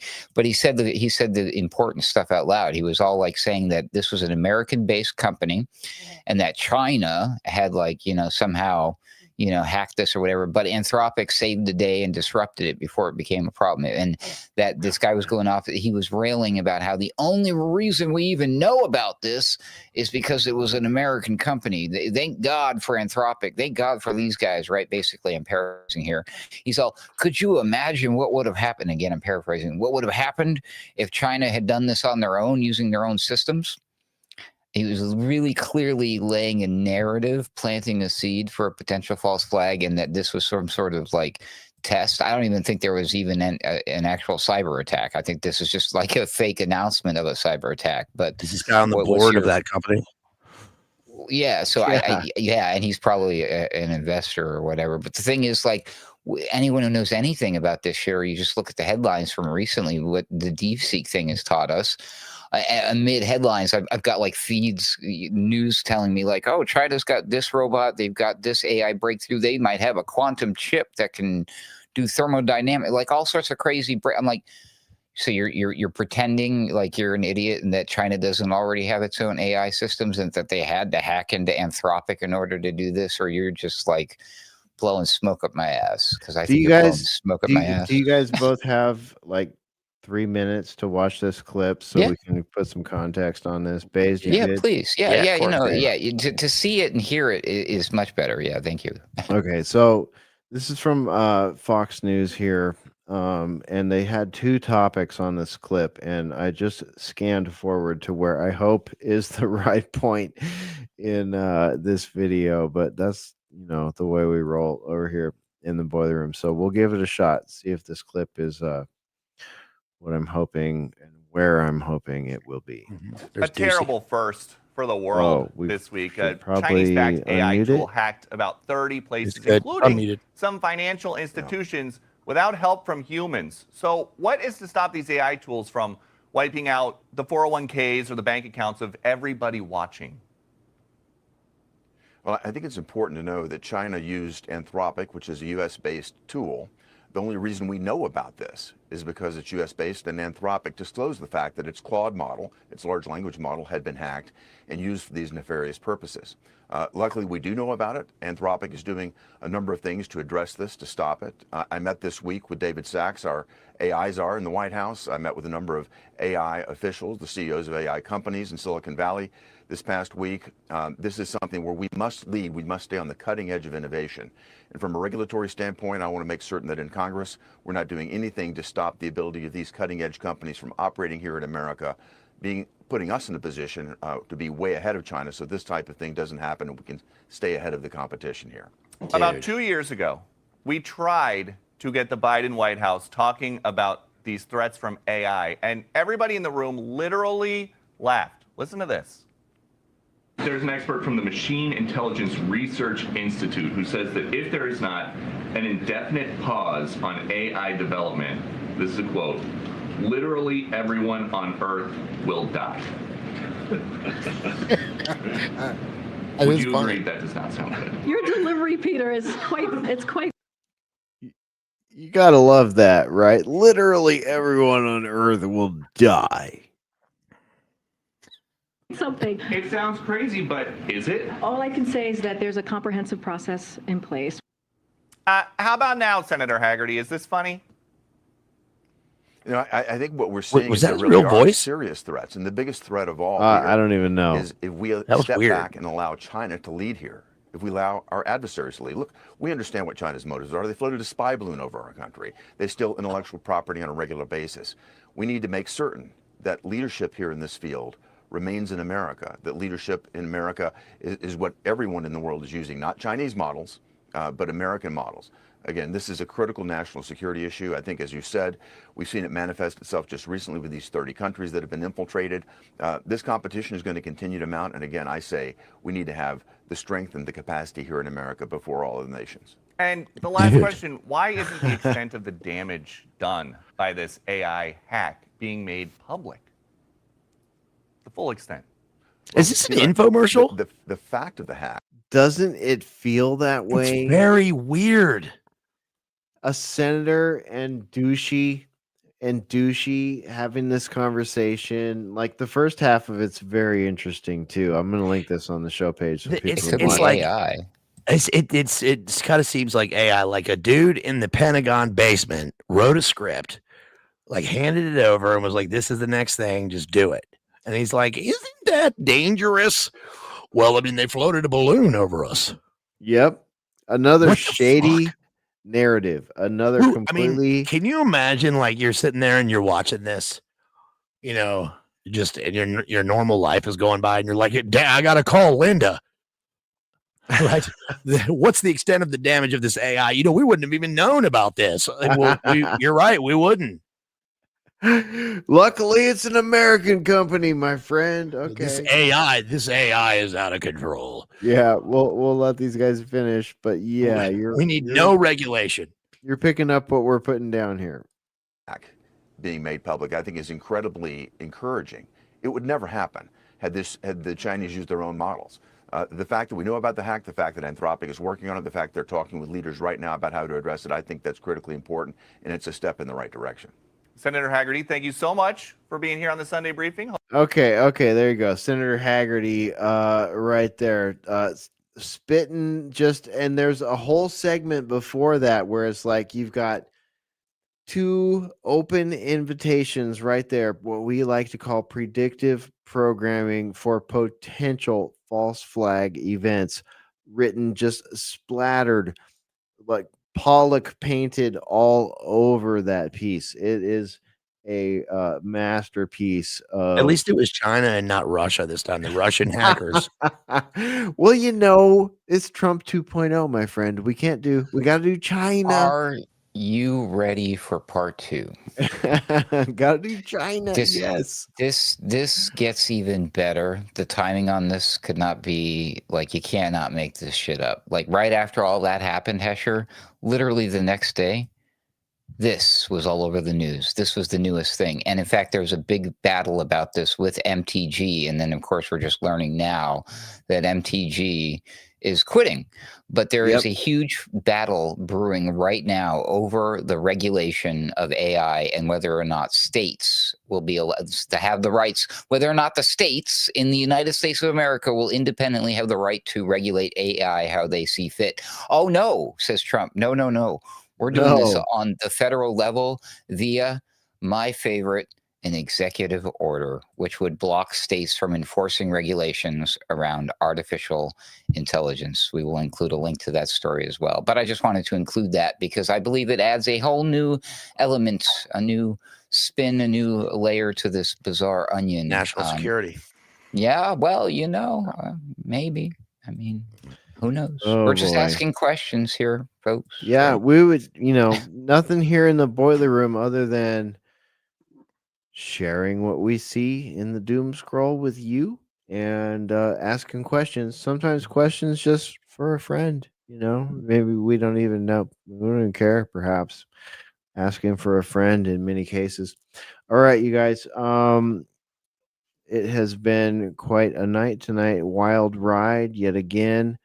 We talked about China's AI-powered cyber attack. We talked about Thomas Massie and his whole thing with I'm not in sync with the president with regards to foreign entanglements and everything he has faced. And you'll find more about that in the Sunday Wire with Ruckus, myself, and Patrick Henningsen. As a bonus note, talking about government entities and their social media accounts, DHS has gone on X.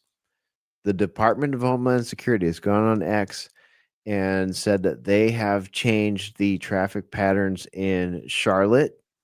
Okay, so shout out to Charlotte. What do you guys think?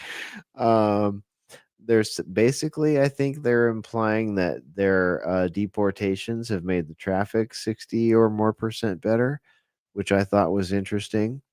Of course, we talked about MBS announcing that $1 trillion investment into the United States and the Epstein file update. So, that's what you get tonight in the boiler room, and we're going to bug ourselves out of here. Ruckus, I'll give it to you first, and then I'll go to Bays. Saved rounds, final thoughts, anything you want to throw out there before we shut down the boiler room? Because we are just asking questions. That's what we do over at Alternate Current Radio.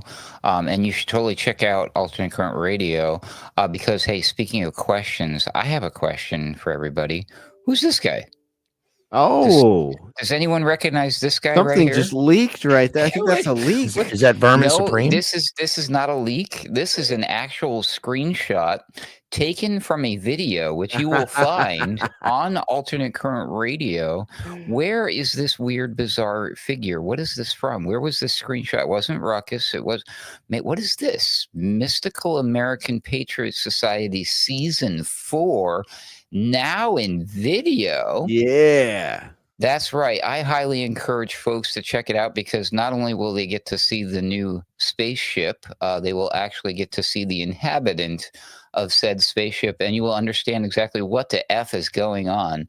Mystical American Patriot Society, that is Sumo right there, or the Supreme Commander Sumo, or whatever his official name is. That is his uniform.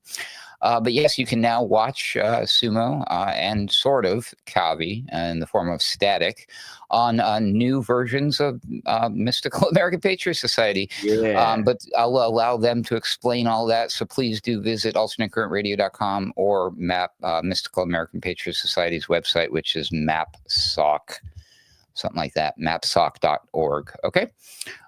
Cool. But I do highly recommend everybody to check that out. It still remains one of my all-time favorite podcasts. Yeah, man. It's very unique. As Besides far the as Boiler modern Room, podcasts go, and like stuff that because like if the world wasn't so nasty right now, Ruckus, myself, Based, others of us here in the Boiler, we'd be doing satire, we'd be making skits, we'd be doing shit like we used to do. But it is just so nasty, and we're lucky here at Alternate Current Radio to have MapSoc to take care of a lot of that stuff, not in the way that we would do, in their very own way, which can never be replicated. So we highly recommend. Thanks for bringing that up tonight, Ruckus. Yeah, and shout out to those guys. They've upped their game 100, 200%. So good job, guys. Fantastic. I've been seeing the comments and the feedback, so I think they're on the right track there. So way to go, guys. And thank you so much for having me, because Maps is only one of my second or third favorite podcasts, next to the Boiler Room and Sunday Wire, which I both happen to be a part of now, which is fascinating to me. Hey, Ruckus, can I ask you a question real quick before you go? Of course. A while back, you brought up a book. This was a while back. You brought up a book and you recommended it, and I finally got a copy of it. I think this was the book you were talking about. Is it Michael Crichton's Micro? This was during the Hawaii shenanigans. Damn, Is this that's the one? That's the one I have not read. God damn it! No, that is not the one that I recommend. Damn it! I found it, and I remember probably that you recommended. if I recommended Michael Crichton to you, and it wasn't State of Fear, it would have been Prey. But I'm guessing that around that time, the book that I did recommend to people would have been written by Robert Wilson, Robo Apocalypse, or Amped. Daniel L. Wilson, Amped, but he wrote Robo Apocalypse, but the book Amped I recommend, which is very similar to the one that you got there. So that might have been my recommendation. But either way, thanks again, everybody. I hope you enjoy that book. I like Michael Crichton. And you guys can catch me out on Wednesday nights over at Weaponized News, hosted by Sam Chaney. That is 8 p.m. Central. Okay. And then, of course, whenever we do Boiler Room, and then as long as I'm invited, I'll keep coming on Sunday Wire and doing the thing over there too. Cool. Yeah, man. At least until I go back to doing Roundabout Ruckus, and God only knows what's going to happen then. But anyways, until then, read everything, listen to everybody. Don't believe anything until you prove it for yourself, but your own research. That's what Bill Cooper taught me. And that's all I got to say. Ruckus out. Bye-bye. All right. Thanks, Ruckus. There he goes. Baze, do you have a new light in your room? Because these green sparkles are so good. They are so tasty. This is I'm at the new crib. I'm at the new house. Digging it. I'm digging it. Yeah, it looks very similar because it's the same, bookcases. But it's all new house. And dude, check this out. Oh, look at this. Check this out. If I can show you this. Look at this light. No way. Yeah, it's married, so that was a wedding present for my lovely wife. Dude, that is awesome. That's pretty sick, right? Yeah, new lights, lots of stuff. I got this nice galaxy light going right here. A buddy gave me. It puts the cosmos above me on the ceiling, which is cool for the ambiance. But yeah, man, I'm trying to get it all set up here. And thanks for letting me in here. I was a little late tonight. Been dealing with my pops who beat cancer. By the way, just beat it. Yeah, big time. And then was on a walk and fell on some train tracks. So that was ouch. Okay. Yeah, but he's all right. A lot going on. I appreciate you guys and your support over the past month. I mean, I've had I got married. We moved house. It's been great. Honeymoon. And then you've also got a second edition of your book out. Let's get get a plug in for that. Yeah, so I just I promised everybody that if I got to 100 copies sold, that I would release a second edition. I can't believe I did, and so I worked on a second edition. Here's my book, Runes, and this is more pages, bigger font, and it is first edition's gone. It's the second edition. I've sold a bunch of copies. I really appreciate it. It's $12. It's on Amazon. Runes with my name on it. And please get a copy of it because it's a great Christmas stocking stuffer. And I finally have my my royalties headed my way, which makes it official. And I am still officially or non-officially the number 3 living Anglo-Irish poet under age 50. So I love it.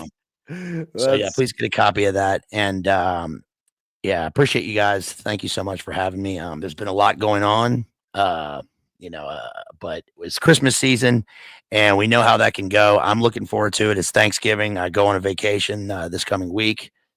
It's good to be with family and I love you guys. Oh, by the way, shouts out to all of our friends because they're down in Florida at the Orthodox conference. So shouts out to Jay and Jamie, my friend David Patrick Harry. All my friends are down there. I wish I could be there with them, but we need to get together this coming year.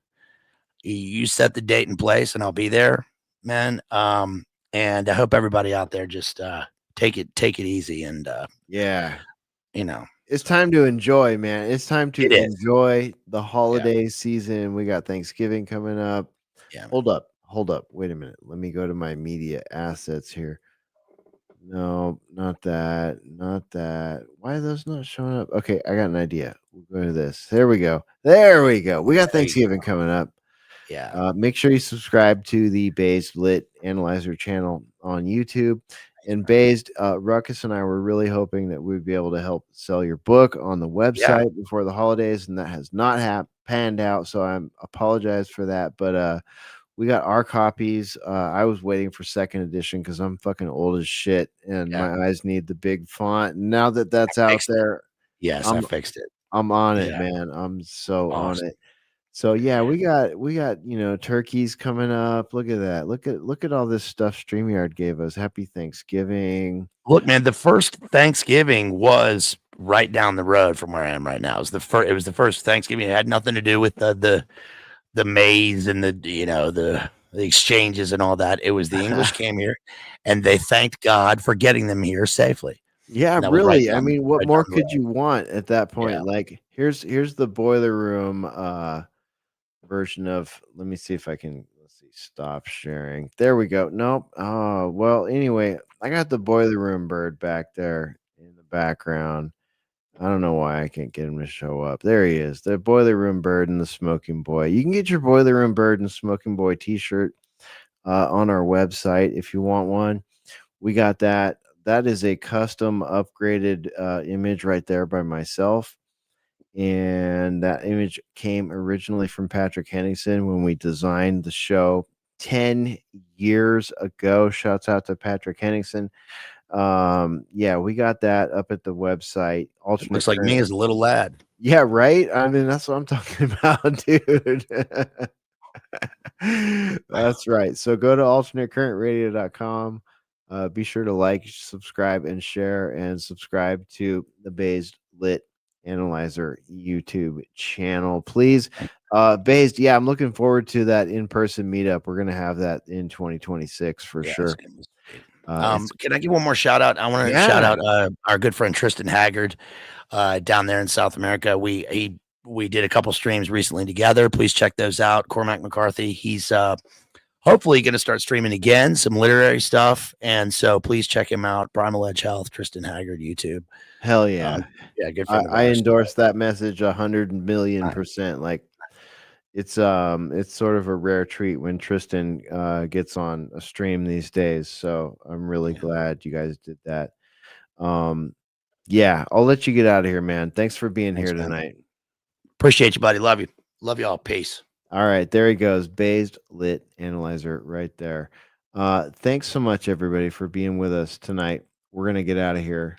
It's been a interesting and wild ride, not just tonight, but over the last 10 years. So we'll see you again real soon.